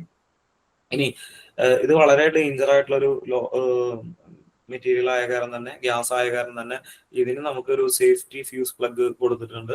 അത് നമ്മൾ 2 സ്ഥലത്ത് കൊടുക്കാറുണ്ട്. സാധാരണ നമ്മളൊരു ഇങ്ങനെ സിലിണ്ടറിന്റെ അവിടെ നിന്ന് ഒരു മടക്കില്ലേ, ഇവിടെയും കൊടുക്കാറുണ്ട്, അതുപോലെ ഇതിന്റെ അടിഭാഗത്തായിട്ടും കൊടുക്കാറുണ്ട്. ഈ സിലിണ്ടറിന്റെ ഏറ്റവും അടിഭാഗത്തായിട്ട് നമ്മൾ കൊടുക്കാറുണ്ട്. ഏകദേശം ഇതിന്റെ ടെമ്പറേച്ചർ 100 ഡിഗ്രി ആയി കഴിഞ്ഞാൽ ഈ ഫ്യൂസ് പ്ലഗ് മെൽറ്റ് ആയിട്ട് ഇതിൽ നിന്ന് റിമൂവ് ആവുന്നതാണ്. അതുപോലെ ഇത് എത്ര പ്രഷറിലാണ് ചാർജ് ചെയ്യുന്നത് വെച്ച് കഴിഞ്ഞാൽ 15 കിലോഗ്രാം പെർ മീറ്റർ ക്യൂബിലാണ്, സെന്റിമീറ്റർ സ്ക്വയറിലാണ് നമ്മൾ പ്രഷറിൽ ഇത് എന്ത് ചെയ്യുന്നത്, പ്രഷർ ചാർജ് ചെയ്യുന്നത്. അപ്പോ എങ്ങനെയാണ് നമ്മൾ ഡയറക്റ്റ് നമുക്ക് അസറ്റിലിന്റെ ഗ്യാസ് പ്രഷറിൽ നമുക്ക് കൊടുക്കാൻ പറ്റില്ല. അത് കാരണം ഇതിനെ അസറ്റോൺ എന്നുള്ള ഒരു കെമിക്കലായിട്ട് ഡിസോൾവ് ചെയ്തിട്ടാണ് നമ്മൾ ഈ പറയുന്ന അസറ്റിലിൻ ഗ്യാസ് സിലിണ്ടറിൽ കൊടുക്കാറുള്ളത്. അപ്പോൾ സാധാരണ അറ്റ്മോസ്ഫിയർ പ്രഷറിൽ ATP1 ഒരു വോളിയം അസറ്റോണ് ഏകദേശം 25 വോളിയം അസറ്റിലിനെ ഡിസോൾവ് ചെയ്യുന്നു. ഇത് സാധാരണഗതിയിൽ പരീക്ഷയ്ക്ക് ചോദിക്കാറുണ്ട്. At normal temperature and pressure എന്ന് ചോദിക്കുകയാണെങ്കിൽ മാത്രമാണ് 25 വോളിയം. നമ്മൾ ചാർജ് ചെയ്യുന്നത് നമുക്കറിയാം എത്രയാണ്, 15 കിലോഗ്രാം പെർ മീറ്റർ ക്യൂബിലാണെങ്കിൽ സെന്റിമീറ്റർ സ്ക്വയറിലാണ്. 25 × 15 375 വോളിയം അസറ്റിലിനെ ഡിസോൾവ് ചെയ്യാൻ സാധിക്കും ചാർജിങ് സമയത്ത്. ഓക്കെ, പിന്നെ ഒരു ക്വസ്റ്റ്യൻ ചോദിച്ചിട്ടുണ്ടായിരുന്നത് ഓക്സി അസറ്റിലിൻ ഗ്യാസ് വെൽഡിങ്ങിന്റെ പ്രധാനപ്പെട്ട അല്ലെങ്കിൽ ആ ഫ്ലെയിം കൊണ്ട് നമുക്ക് ഉപയോഗിക്കാവുന്ന ഏറ്റവും പ്രധാനപ്പെട്ട കാര്യങ്ങൾ എന്തൊക്കെയാണെന്നാണ് ചോദിച്ചിട്ടുണ്ടായിരുന്നത്. അപ്പോ നമ്മള് ഇതിന്റെ ആപ്ലിക്കേഷൻ യൂസ് ചെയ്ത് നോക്കുകയാണെങ്കിൽ ഒരുമാതിരിപ്പെട്ട എല്ലാ വർക്കുകളും നമുക്ക് ഓക്സി അസറ്റിലിൻ വെൽഡിങ് വെച്ചിട്ട് നമുക്ക് ചെയ്യാൻ സാധിക്കും. ഡിസിമിലർ മെറ്റൽ ഒഴിച്ച് ബാക്കി എല്ലാ കാര്യങ്ങളും നമുക്ക് ചെയ്യാൻ പറ്റും. To weld all metals and all ferrous and non-ferrous metals and their alloys, cutting, gas cutting, gouging of steel, brazing and bronze welding, metal spraying and hard facing, ഇതൊക്കെ നമ്മൾ ഈ പറയുന്ന ഗ്യാസ് വെൽഡിങ് വെച്ചിട്ടാണ് ചെയ്യാറുള്ളത്. ഓക്കെ, സാധാരണ നമ്മൾ gas welding ചെയ്യുന്നത് 2 തരം ടെക്നിക്ക് ഉപയോഗിച്ചിട്ടാണ്. ഒന്നാമത്തെ ടെക്നിക്കിനെ നമ്മൾ ലെഫ്റ്റ് ഹാർഡ് വെൽഡിങ് ടെക്നിക്ക് എന്നും അതിനെ പറയുന്ന വേറൊരു പേരാണ് ഫോർ ഹാൻഡ് വെൽഡിങ് ടെക്നിക്ക് എന്നും. അതാണ് റൈറ്റ് വാർഡ് വെൽഡിങ് ടെക്നിക്ക്, അതിനെ ബാക്ക് ഹാൻഡ് വെൽഡിങ് ടെക്നിക്ക് എന്ന് പറയുന്നത്. Rightward welding technique 5 mm മുകളിലുള്ള ഒരു വെൽഡിങ് ടെക്നിക്കാണ്. അതുപോലെ rightward welding technique Linde വെൽഡിങ്ങിന് അനുയോജ്യമായിട്ടുള്ളതാണ്. അപ്പൊ ലിൻഡെ വെൽഡിങ് എന്താണെന്ന് ചോദിക്കുകയാണെങ്കിൽ ലിൻഡെ വെൽഡിംഗ് എന്ന് പറഞ്ഞിട്ട് പ്രത്യേകിച്ച് ഒരു വെൽഡിംഗ് ടെക്നിക്ക് ഇല്ല എന്നുള്ളതാണ് ഉത്തരം. ലിൻഡെ എന്ന് പറഞ്ഞിട്ടൊരു കാരണം ഈ ലിൻഡെ വെൽഡിംഗ് എന്നുള്ള വെൽഡിംഗ് എന്താണ് ഉദ്ദേശിച്ചിട്ടുള്ളതെന്ന് കൃത്യമായിട്ട് എവിടെയും പറയുന്നില്ല. ലിൻഡെ എന്നുള്ളത് എന്താണ് ഒരു കമ്പനിയുടെ പേരാണ്. അപ്പൊ അവര് ചെയ്യുന്ന ഒരു വെൽഡിംഗ് ടെക്നിക്ക് ആയിരിക്കാം ഉദ്ദേശിച്ചിട്ടുണ്ടായിരിക്കാം. അതല്ലാണ്ട് ഇതിനെ പറ്റിയിട്ട് വ്യക്തമായിട്ടുള്ള ഒരു ഡീറ്റെയിലും പറഞ്ഞിട്ടില്ല. ഇനി ഈ ലെഫ്റ്റ് ഹാർഡ് വെൽഡിംഗ് ടെക്നിക്ക് എന്ന് പറഞ്ഞു കഴിഞ്ഞാൽ നേരെ ഓപ്പോസിറ്റ് രീതിയിലാണ് സ്റ്റാർട്ട് ചെയ്യുന്നത്. റൈറ്റ് ഹാൻഡ് എഡ്ജിൽ നിന്ന് ലെഫ്റ്റിലേക്ക് പോകുന്നത് കാരണമാണ്. അപ്പൊ ലെഫ്റ്റിലേക്ക് പോകുകയാണെങ്കിൽ ലെഫ്റ്റ് വാർഡ്, അപ്പൊ ആ വാക്കിൽ തന്നെ കിട്ടും ലെഫ്റ്റിലേക്ക് പോകുന്നു ലെഫ്റ്റ് വാർഡ്, റൈറ്റിലേക്ക് പോകുകയാണെങ്കിൽ റൈറ്റ് വാർഡ്. അപ്പൊ ലെഫ്റ്റ് വാർഡ് ചെയ്യുന്നത് ഫോർ ഹാൻഡ് എന്നും റൈറ്റ് വാർഡ് ചെയ്യുന്നത് ബാക്ക് ഹാൻഡ് എന്നുള്ള രീതിയിൽ നമുക്ക് എടുക്കാം. ഇനി 60 to 70 ഡിഗ്രിയാണ് വെൽഡിംഗ് ലൈനിൽ നിന്ന് ഇതിന്റെ ആംഗിൾ ആയിട്ട് നമ്മൾ സാധാരണഗതിയിൽ പറയാറുള്ളത്.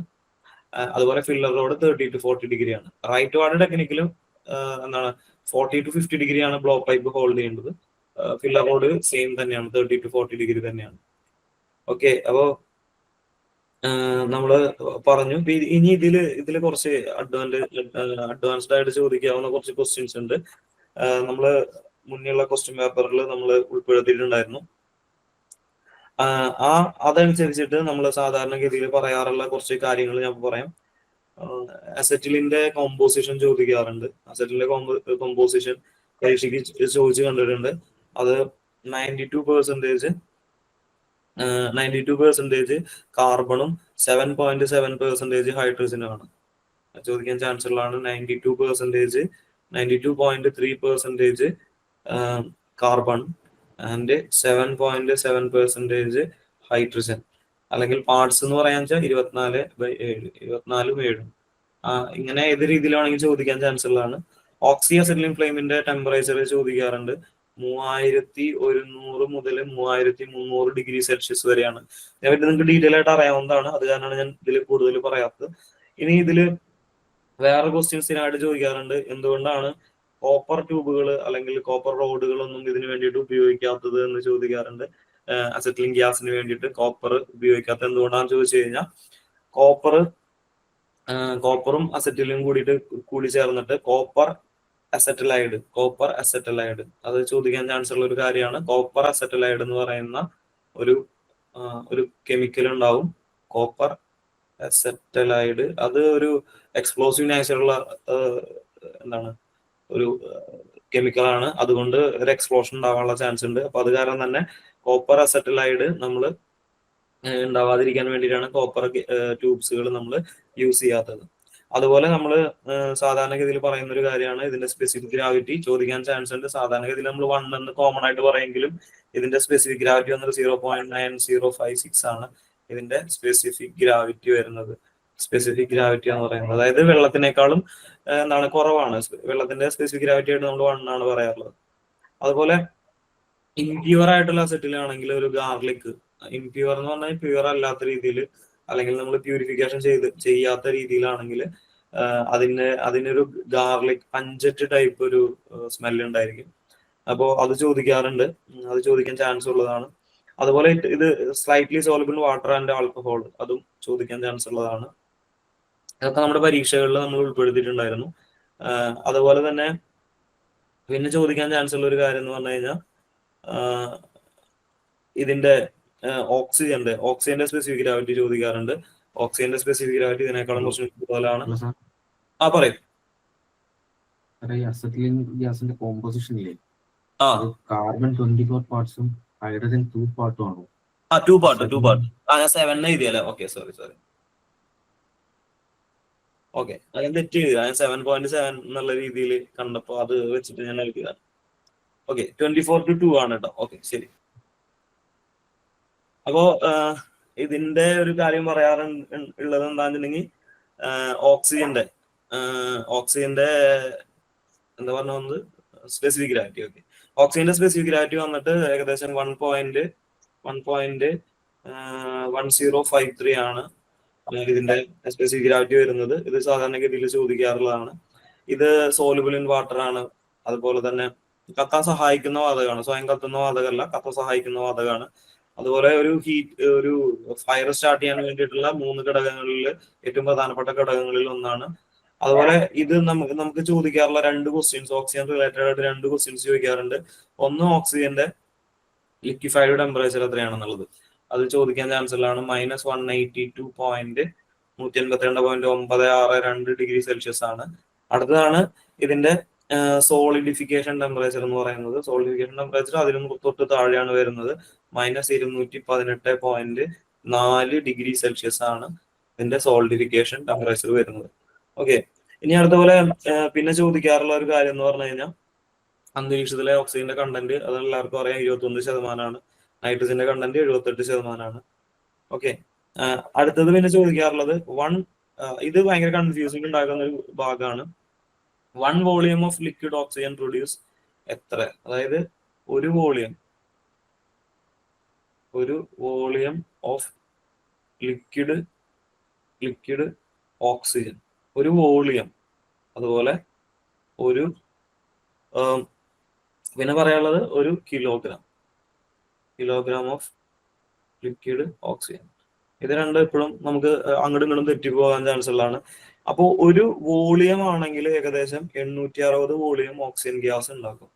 ഒരു വോളിയം ആണെങ്കിൽ 860 വോളിയം ഓക്സിജൻ ഗ്യാസ് ഉണ്ടാക്കും.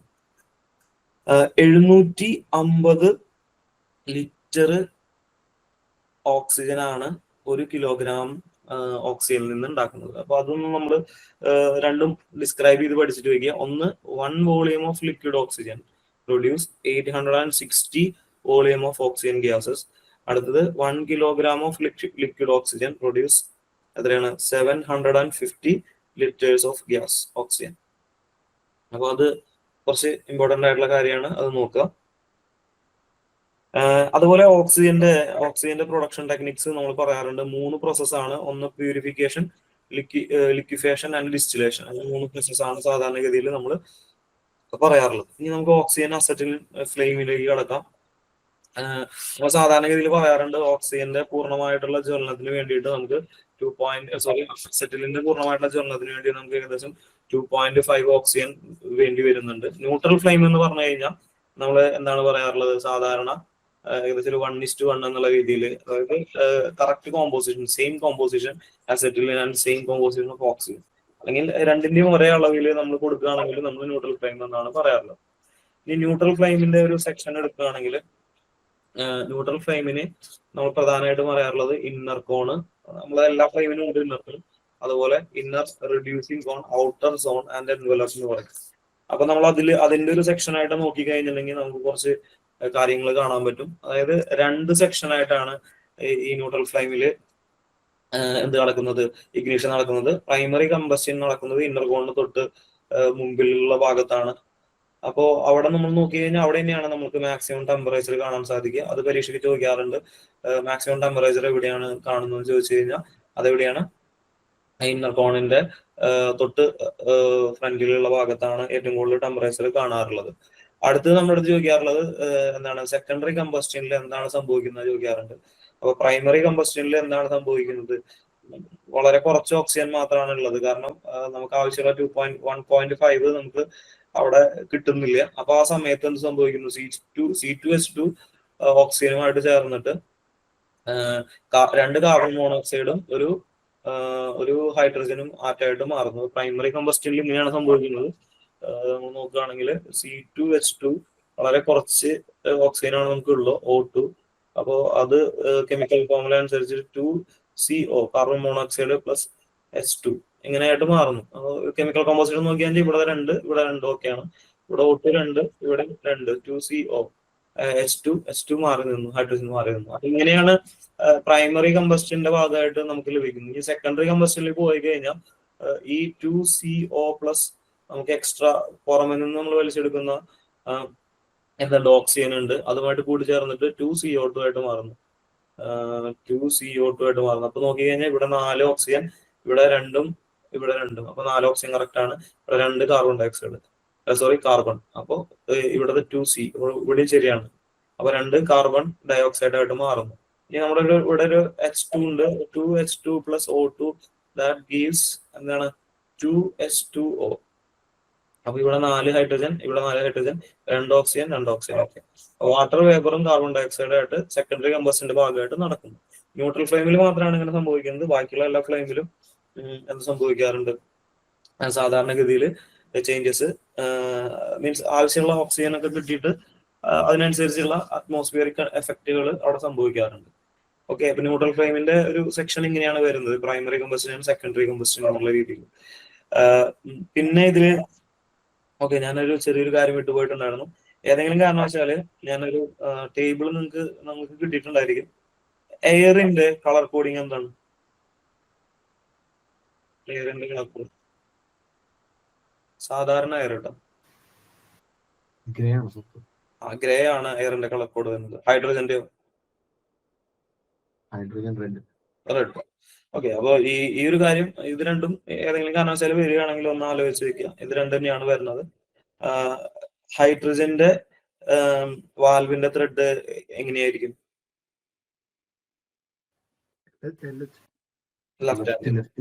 ലെഫ്റ്റ് ഹാൻഡ് ആയിരിക്കും കേട്ടോ, ഹൈഡ്രജന്റെ ലെഫ്റ്റ് ഹാൻഡ് ആയിരിക്കും.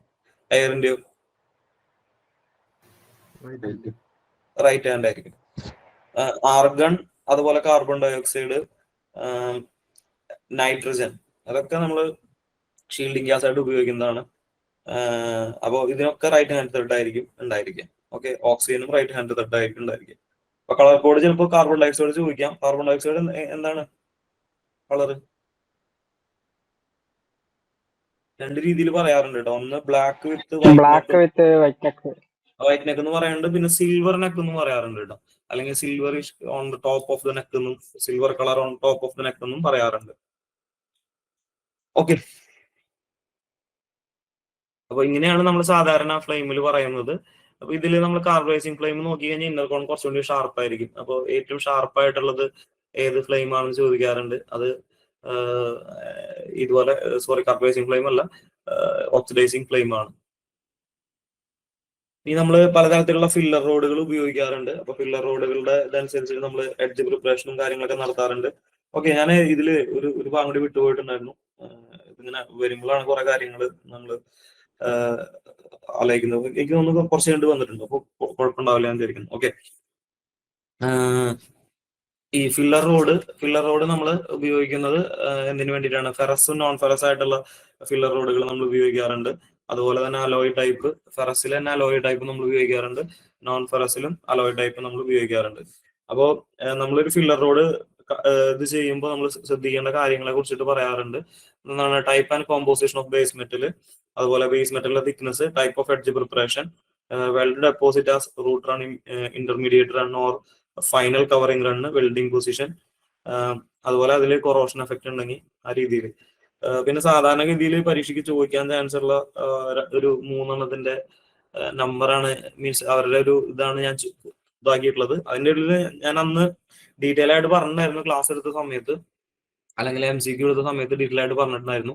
എന്നാലും ഈ 3 നമ്മൾ നിർബന്ധമായിട്ടും പഠിച്ചിട്ട് പോവുക. ഒന്ന് മൈൽഡ് സ്റ്റീൽ, ജനറൽ പർപ്പസിന് ഉപയോഗിക്കുന്നത് SFSI, അതുപോലെ തന്നെ aluminium SC13, deoxidised copper SC1. Okay, അപ്പോൾ ഇതെങ്കിലും നിർബന്ധമായിട്ടും പഠിച്ചിട്ട് പോകണം. അതുപോലെ പ്ലേറ്റ് തിക്നെസ്സും ഡയമീറ്റർ ഓഫ് ഫില്ലർ റോഡ്, അത് സ്ഥിരമായിട്ട് പരീക്ഷയ്ക്ക് ചോദിക്കാറുള്ളതാണ് ഏത് ടെക്നിക്ക് ആണെങ്കിലും. ഇപ്പോൾ 0.8 ആണെങ്കിൽ ഡയമീറ്ററും 0.8 ആണ്.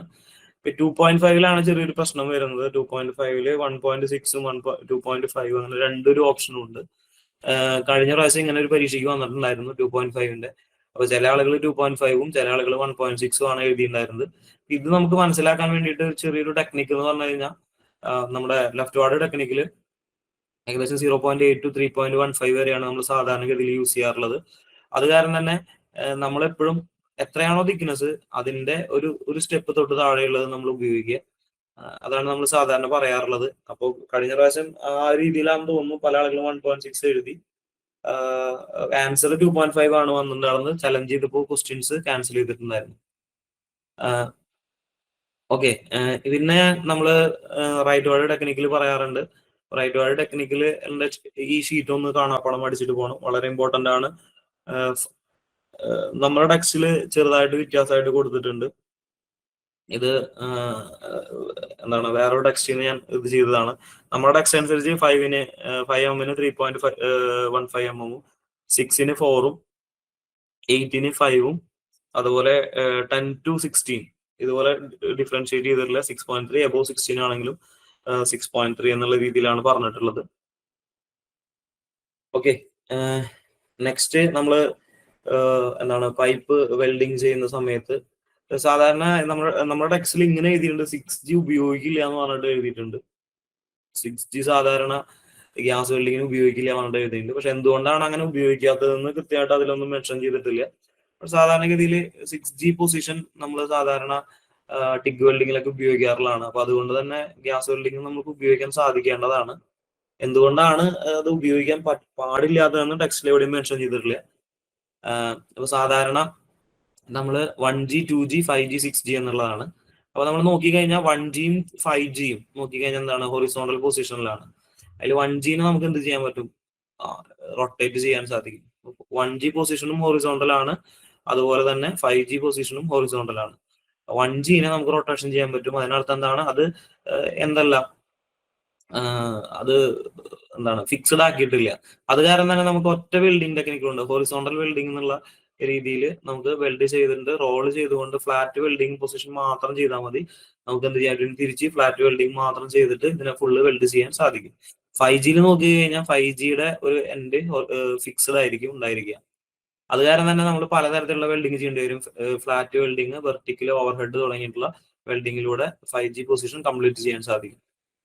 ഈ 2G ആണെങ്കിൽ ഇതുവരെ നമ്മൾ ഫ്ലാറ്റ് പൊസിഷനിലാണ് എടുത്തിട്ടുള്ളതെങ്കിൽ വെർട്ടിക്കൽ പൊസിഷനിലാണ് 2G ഉള്ളത്. അപ്പോ വെർട്ടിക്കൽ ഹൊറിസോണ്ടൽ വെൽഡിംഗ് ആണ് നമ്മൾ സാധാരണ പൈപ്പ് വെൽഡിങ് ചെയ്യാറുള്ളത്. നമ്മൾ ഇതിൽ ഫിക്സ്ഡ് ആണെന്ന് പറഞ്ഞിട്ടില്ലെങ്കിൽ നമ്മൾ എന്ത് ചെയ്യാറില്ല, പൈപ്പ് നമ്മൾ എന്ത് ചെയ്യാറില്ല, റൊട്ടേറ്റ് ചെയ്യാറില്ല. 6G പൊസിഷൻ എപ്പോഴും പരീക്ഷയ്ക്ക് വരുന്നതാണ്. 45 ഡിഗ്രി എന്ന് കണ്ടു കഴിഞ്ഞാൽ ഓൺ ദ സ്പോട്ടിൽ നമുക്ക് എന്ത് ചെയ്യാം, pipe England and fixed 45 degree എന്ന് കണ്ടു കഴിഞ്ഞാൽ 6G പൊസിഷൻ ആണ് നമുക്കറിയാം.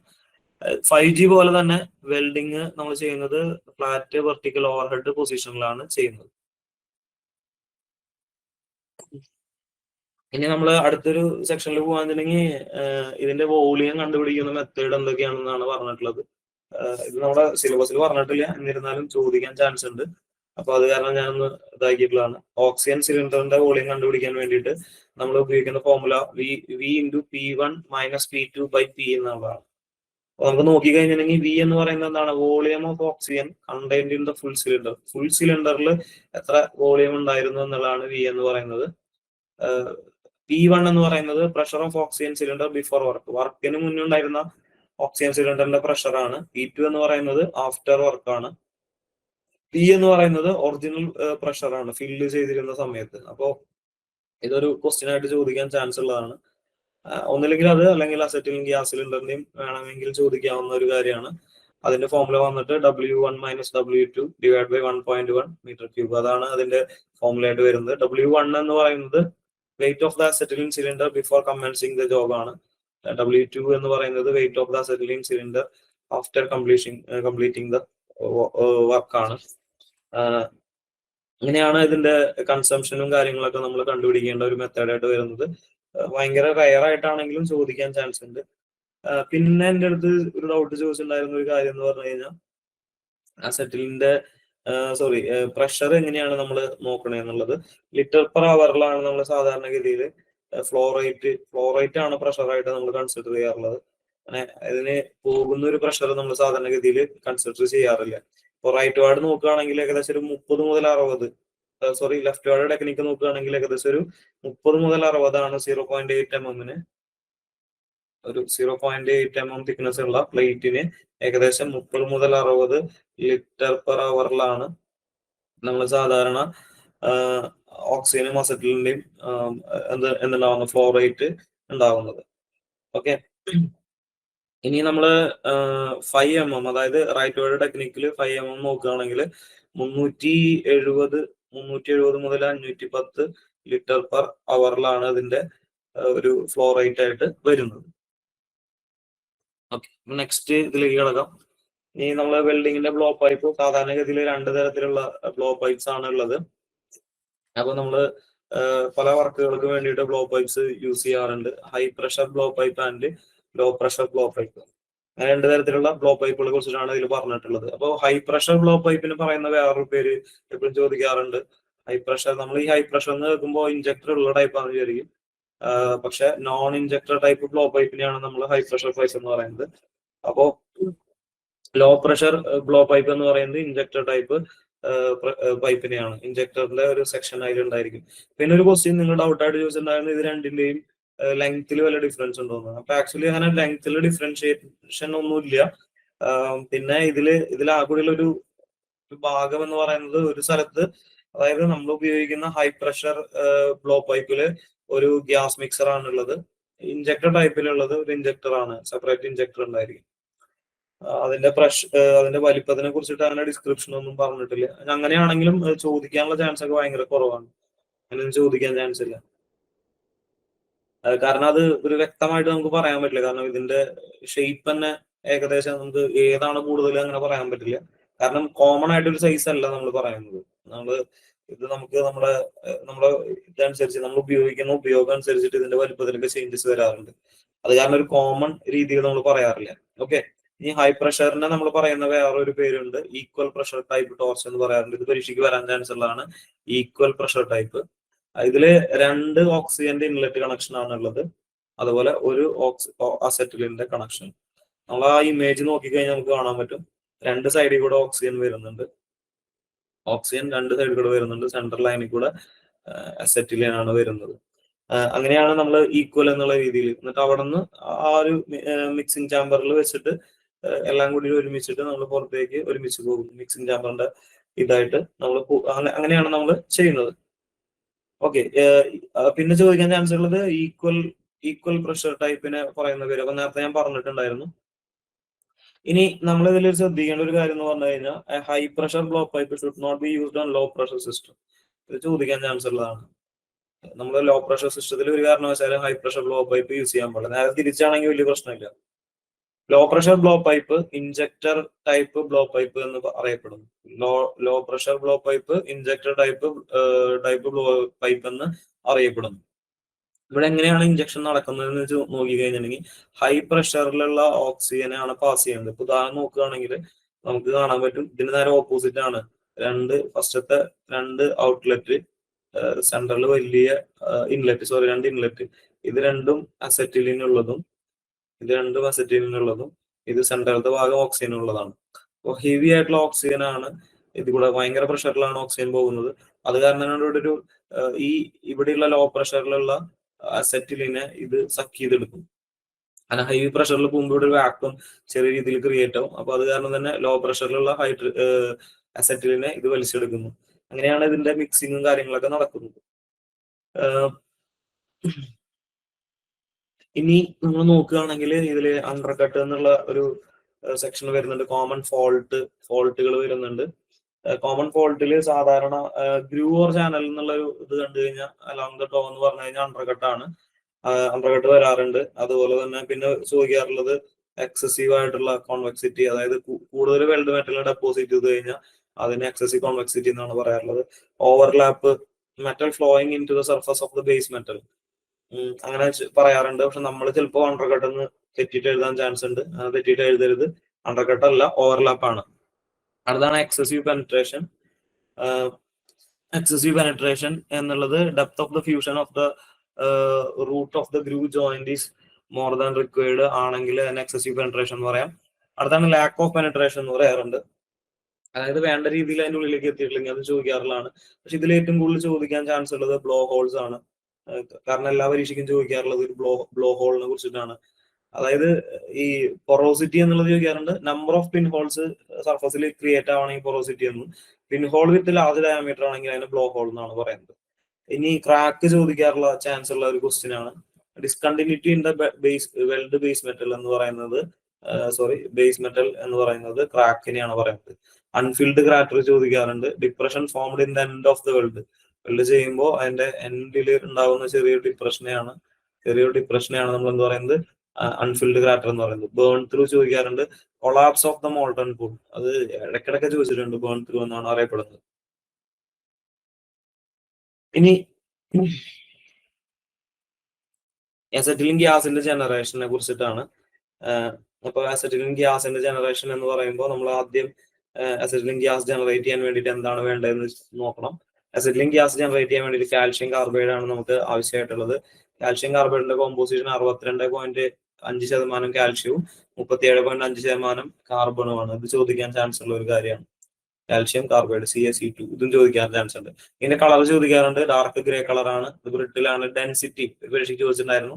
2.2 to 2.26 gram per centimeter cc ആണ്. ഇത് വെള്ളത്തിനെ വളരെ പെട്ടെന്ന് തന്നെ വലിച്ചെടുക്കുന്നുണ്ട്. വെള്ളത്തിനെ വലിച്ചെടുത്ത് കഴിഞ്ഞാൽ ആദ്യം ഇത് എന്തായിട്ട് മാറും, സ്ലാക്കഡ് ലൈം ആയിട്ട് മാറും. ലൈം ഇത് വെള്ളത്തിലൊക്കെ പെട്ടെന്ന് വലിച്ചെടുക്കുമെങ്കിലും കരോസിനിൽ ഇത് ലയിക്കുന്നില്ല. അത് കാരണം തന്നെ നമ്മളിത് സൂക്ഷിക്കാൻ വേണ്ടിയിട്ട് കരോസിൻ ഉപയോഗിക്കാറുണ്ട്. അപ്പോൾ ഇതിന്റെ കെമിക്കൽ ഫോർമുല എങ്ങനെയാണ് വരുന്നത്? കാൽഷ്യം കാർബൈഡ് പ്ലസ് H2H2O വെള്ളം is equal to C2H2 acetylene plus CaO ആണ് കാൽഷ്യം ഓക്സൈഡ്. ഇനി നമ്മൾ സ്മെൽറ്റിംഗ് പ്രോസസ്സിലൂടെ എന്ത് നിർമ്മിക്കാം? കാൽഷ്യം കാർബൈഡ് നിർമ്മിക്കാം. 1 മെട്രിക് ടൺ ഉത്പാദിപ്പിക്കാൻ വേണ്ടിയിട്ട്, 1 മെട്രിക് ടൺ കാൽഷ്യം കാർബൈഡ് ഉത്പാദിപ്പിക്കാൻ വേണ്ടിയിട്ട് 950 മുതൽ 1000 kilogram of lime, 600 to 610 kilogram of coke, 40 to 70 kilogram of carbon electrode material, ഇതൊക്കെയാണ് ആവശ്യമായിട്ടുള്ളത്. ഇത് ചോദിച്ച് കണ്ടിട്ടില്ല, എന്നാലും ചോദിക്കാൻ ചാൻസ് ഉണ്ടെന്ന് വിചാരിച്ചിട്ട് ഞാൻ ഉൾപ്പെടുത്തിയതാണ്. ഇനി നമുക്ക് 1 കിലോഗ്രാം കാൽഷ്യം കാർബൈഡ് വേണമെങ്കിൽ നമുക്ക് അത് നിർമ്മിക്കാൻ വേണ്ടിയിട്ട് 0.875 കാൽഷ്യം ആൻഡ് 0.562 കാർബൺ ആവശ്യമുണ്ട്. അപ്പോൾ ഇത് ചോദിക്കാൻ ചാൻസ് ഉള്ളതാണ് കേട്ടോ. 1 കിലോഗ്രാം കാൽഷ്യം കാർബൈഡ് നിർമ്മിക്കാൻ വേണ്ടിയിട്ട് 0.875 കാൽഷ്യവും 0.562 കാർബണും നമുക്ക് ആവശ്യമുണ്ട്. പിന്നെ ഗ്രേഡുകൾ ചോദിക്കാറുണ്ട്. ലംബ്, എഗ്, നട്ട്, 14 NDT. ഇത് ഏറ്റവും ക്വാളിറ്റി ആയിട്ട് നമ്മൾ സാധാരണ പറയാറുള്ളതാണ്. നമ്മൾ കാർബൈഡിന്റെ ഡ്രം എപ്പോഴും നമ്മൾ ഓപ്പൺ ചെയ്യുന്നത് ബ്രാസ് ചിസൽ ആൻഡ് ഹാമർ വെച്ചിട്ടാണ്. സ്പാർക്ക് ഒഴിവാക്കാൻ വേണ്ടിയിട്ടാണ് നമ്മൾ അങ്ങനെ ചെയ്യാറുള്ളത്. ഇനി നമുക്ക് ഇതിനെ പ്രിസർവ് പറയും. സാർ ഒരു ക്വസ്റ്റ്യൻ പേപ്പറിൽ കണ്ടതായിരുന്നു, how many different type of calcium carbide എന്ന് പറഞ്ഞിട്ട് ആൻസർ കീയിൽ കൊടുത്തിരിക്കുന്നത് 3 ആയിരുന്നു. നട്ടോർ 14 NDT എന്ന് ഒരുമിച്ച് പറയാറുണ്ട്. പക്ഷെ അതിനകത്ത് 3ഉം 4 ഓപ്ഷൻ ഉണ്ട് അല്ലേ? പക്ഷെ ഈ നട്ടോർ 14 NDT ഒരുമിച്ച് പറയാറുണ്ട്. അത് കാരണമായിരിക്കാം ചിലപ്പോൾ 3 എന്നുള്ളത് വെച്ചിട്ടുണ്ടായിരിക്കുക. അപ്പൊ അത് ചലഞ്ച് ചെയ്തിട്ടുണ്ടായിരിക്കൂ എന്ന് എനിക്ക് ചെറിയ ഡൗട്ട് ഉണ്ട്. കറക്റ്റ് അത് ഏത് പേപ്പറിന് ഓർമ്മയില്ല, ഞാൻ പേപ്പർ റിവേഴ്സ് ചെയ്തപ്പോ നമ്മുടെ അടുത്ത് എന്താണ് 4 എന്നുള്ള രീതിയിലാണ് പറയാറുള്ളത്. നമ്മുടെ ടെക്സ്റ്റിൽ 4 എന്നാണ് പറഞ്ഞിട്ടുള്ളത്.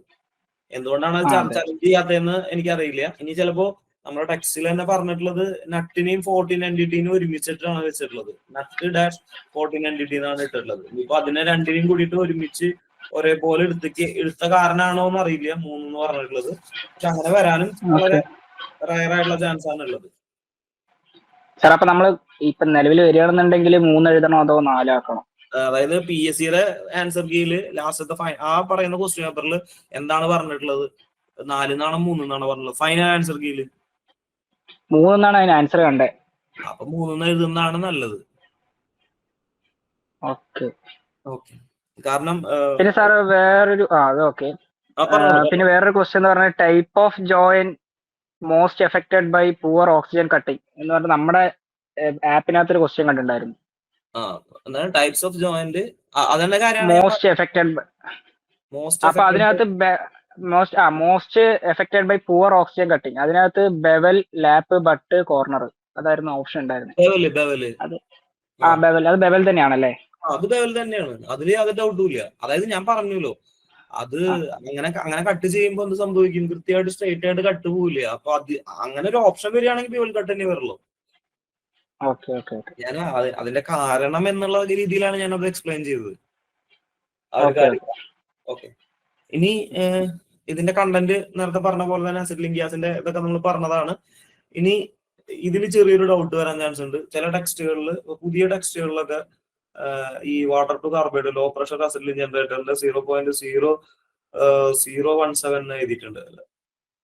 0.017 എഴുതിയിട്ടുണ്ട് കിലോഗ്രാം പെർ സെന്റിമീറ്റർ സ്ക്വയർ. അപ്പോ രണ്ടും ഓപ്ഷൻ വരികയാണെങ്കിൽ ഈ ഓപ്ഷൻ എടുക്കുകയാണ് ഏറ്റവും നല്ലത് കേട്ടോ. 0.17 എടുക്കാനായിട്ട് നല്ലത് 0.017 എടുക്കുക എന്നുള്ള. ഏറ്റവും പുതിയ ടെക്സ്റ്റിൽ എന്താണോ പറഞ്ഞിട്ടുള്ളത് അത് എടുക്കുന്നതാണ് ഏറ്റവും നല്ലത്. ചില ടെക്സ്റ്റുകളിൽ 0.17 എഴുതിയിട്ടുണ്ട്. ഏതാണോ പുതിയ ടെക്സ്റ്റിൽ പറഞ്ഞിട്ടുള്ളത് അത് എടുക്കുക. അപ്പൊ പഴയ ടെക്സ്റ്റിൽ എനിക്ക് തോന്നുന്നു പറഞ്ഞിട്ടുള്ളത് 0.017 എന്നാണെന്ന് തോന്നുന്നു. പുതിയ ടെക്സ്റ്റിൽ 0.17 ആണെന്ന് തോന്നുന്നു. അങ്ങനെയാണെങ്കിൽ പുതിയ ടെക്സ്റ്റിൽ എന്താണോ പറഞ്ഞിട്ടുള്ളത് അത് എടുക്കുകയാണ് ബെറ്റർ ഓപ്ഷൻ. പുതിയ ടെക്സ്റ്റിൽ എന്താ പറഞ്ഞിട്ടുള്ളത്? നിങ്ങൾ പുതിയ ടെക്സ്റ്റ് അല്ലേ റെഫർ ചെയ്യുന്നത്? സാർ അതിനകത്ത് 0.17 തന്നെയാണ് പറയുന്നത്. അപ്പൊ 0.17 രണ്ട് വാല്യൂ പറയുന്നുണ്ട്. പക്ഷെ 0.17 ആയിരുന്നു ഒരു വേറെ ക്വസ്റ്റ്യൻ കണ്ട പോലെ ഒരു ഓർമ്മ. സാർ അങ്ങനെ ഒരു ചലഞ്ച് ചെയ്യാൻ പറ്റൂലേ? ചലഞ്ച് ചെയ്യാൻ പുതിയ ടെക്സ്റ്റിന്റെ ചലഞ്ച് ചിലപ്പോ അക്സെപ്റ്റ് ചെയ്യില്ല. ഒരു ഡൗട്ട് ചോദിച്ചോട്ടെ. പറയും. ഈ 0.017 അല്ല യൂസ് ചെയ്യേണ്ടത്. കാരണം നമ്മള് ഇപ്പൊ അവിടെ ഇഞ്ചക്ടർ ഉപയോഗിക്കണ്ടല്ലോ. 0.17 ആണെങ്കിൽ 0.15 നമുക്ക് ഇഞ്ചക്ടറിന്റെ ആവശ്യം വന്നില്ലല്ലോ. അല്ല, ഇതിലിപ്പോ എന്താണെന്നുണ്ടെങ്കിൽ ഇത് ജനറേഷൻ ആണ്. നമ്മൾ ഡയറക്റ്റ് നിറയ്ക്കുമ്പോഴല്ലേ, നിറച്ച് കഴിഞ്ഞതിന് ശേഷമല്ലേ നമ്മൾ ഇത് ഉപയോഗിക്കുന്നത്. ജനറേഷൻ മറ്റേ ലോ പ്രഷർ ആകുമ്പോൾ ഡയറക്റ്റ് വെൽഡിംഗ് ടോർച്ചിലേക്കല്ലേ പോണേ. അവിടെ വേറെ സിലിണ്ടർ ഒന്നും ഉപയോഗിക്കണില്ലല്ലോ. ലോ പ്രഷറിൽ നേരെ ഡയറക്റ്റ് നോസിലേക്കല്ലേ പോണേ.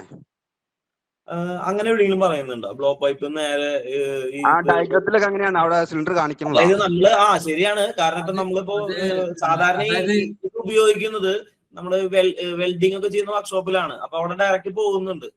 ശരിയാണ് പറഞ്ഞത്. കാരണം ഈ വെൽഡിംഗ് വർക്ക്ഷോപ്പുകളിൽ നമ്മള് ചെറിയ രീതിയിൽ ടെസ്റ്റിലേക്ക് ഡയഗ്രത്തിൽ അങ്ങനെ കൊടുത്തേക്കണേ അല്ലേ? ശരിയാണ്. ലോ പ്രഷറിൽ അങ്ങനെ ഡയഗ്രായിട്ട് കൊടുത്തിട്ടുണ്ട്. അല്ല, ഇത് നമുക്ക് കാണാൻ പറ്റും. നമ്മളിപ്പോ ഈ ചെറിയ വർക്ക്ഷോപ്പുകൾ ഉണ്ടല്ലോ, ആ വർക്ക്ഷോപ്പുകളിൽ ഇതുപോലെ തന്നെയാണ് ചെയ്യുന്നത്. അപ്പൊ 0.017 തന്നെ ആയിരിക്കും അല്ലേ? ശരിയാണ്, കറക്റ്റാ. അങ്ങനെ ഒരു ഓപ്ഷൻ ഉണ്ട്. ഞാൻ അതിനെ പറ്റി ചിന്തിച്ചിട്ടുണ്ടായിരുന്നില്ല. അപ്പൊ പുതിയ ടെക്സ്റ്റ് തെറ്റാവാനാണ് ചാൻസ്. പുതിയതിന് 2 വാല്യൂ കൊടുത്തിട്ടുണ്ട് 2 സ്ഥലത്തായിട്ട്. അതെ, 2 വാല്യൂ കൊടുത്തിട്ടുണ്ടല്ലേ സാർ? അതിൽ NSQF ലെവൽ 3 ഞാൻ കണ്ടിരിക്കുന്ന 0.17. ഓക്കെ. NSQF ലെവല് 3 അല്ലേ? NSQF ലെവല് 3 എന്ന് പറഞ്ഞാൽ ലേറ്റസ്റ്റ് ബുക്കാണ്. അതെ, അതിനാണ് 0.17. രണ്ടുണ്ട് 0.017 ഉണ്ട്. രണ്ടും ഉണ്ടോ? അതല്ലേ, ഞാൻ ശ്രദ്ധിച്ചിട്ടില്ല. ഓക്കെ. അപ്പൊ ഏറ്റവും ബെറ്റർ 0.017. അപ്പൊ നമുക്ക് ഈ ഒരു കാര്യം പറഞ്ഞിട്ട് ഞാൻ ഇതിനെ കുറിച്ച് ചിന്തിച്ചിട്ടുണ്ടായിരുന്നില്ല. ഈ ഒരു കാര്യം പറഞ്ഞിട്ട് നമുക്ക് കൃത്യമായിട്ട് ചലഞ്ച് ചെയ്യാനും പറ്റും. 0.017 ആണെന്നുള്ള കാര്യം പറഞ്ഞിട്ട്. അപ്പൊ നമ്മള് better option to stick with 0.017.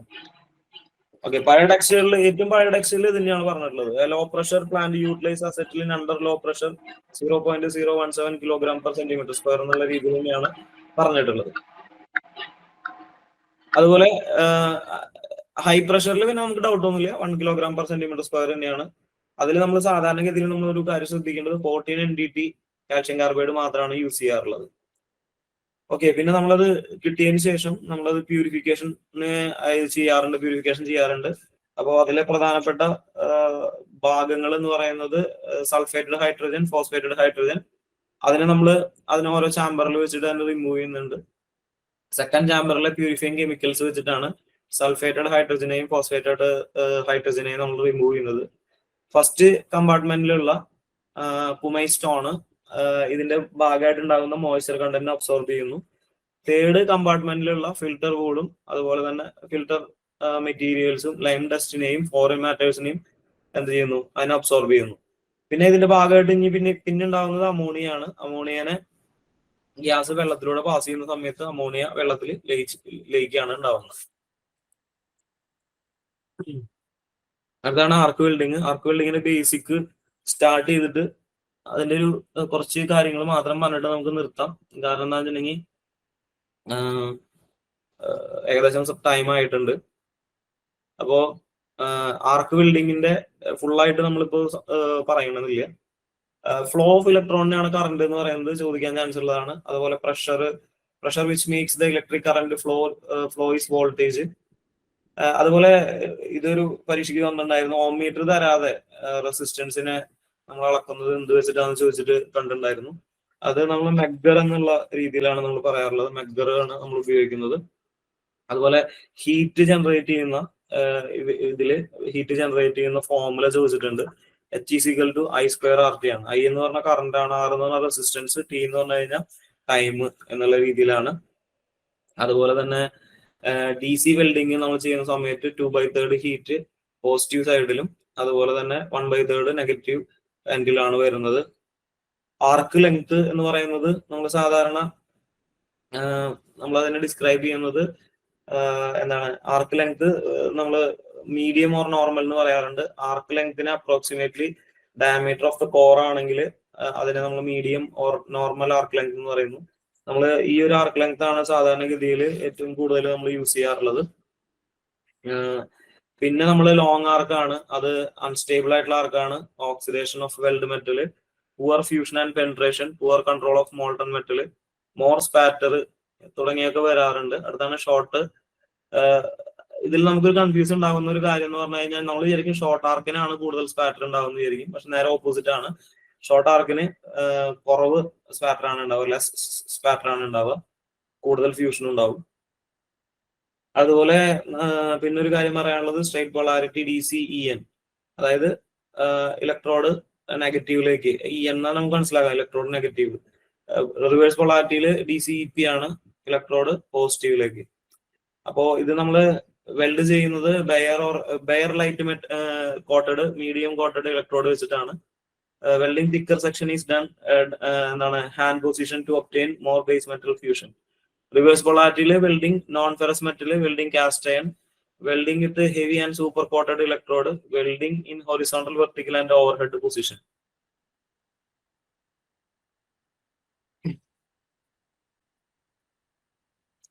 Okay. ഇതിലിപ്പോ കുറച്ച് കാര്യങ്ങളെ കുറിച്ചിട്ട് ഇതിലിപ്പോ പറഞ്ഞിട്ടുണ്ട്. ഇനിയിപ്പോ വെൽഡിങ്ങിന്റെ ഒരു നോർമലൈസർ ഉണ്ട്, അപ്പൊ അതിനെ കുറിച്ചിട്ട് പറയാം.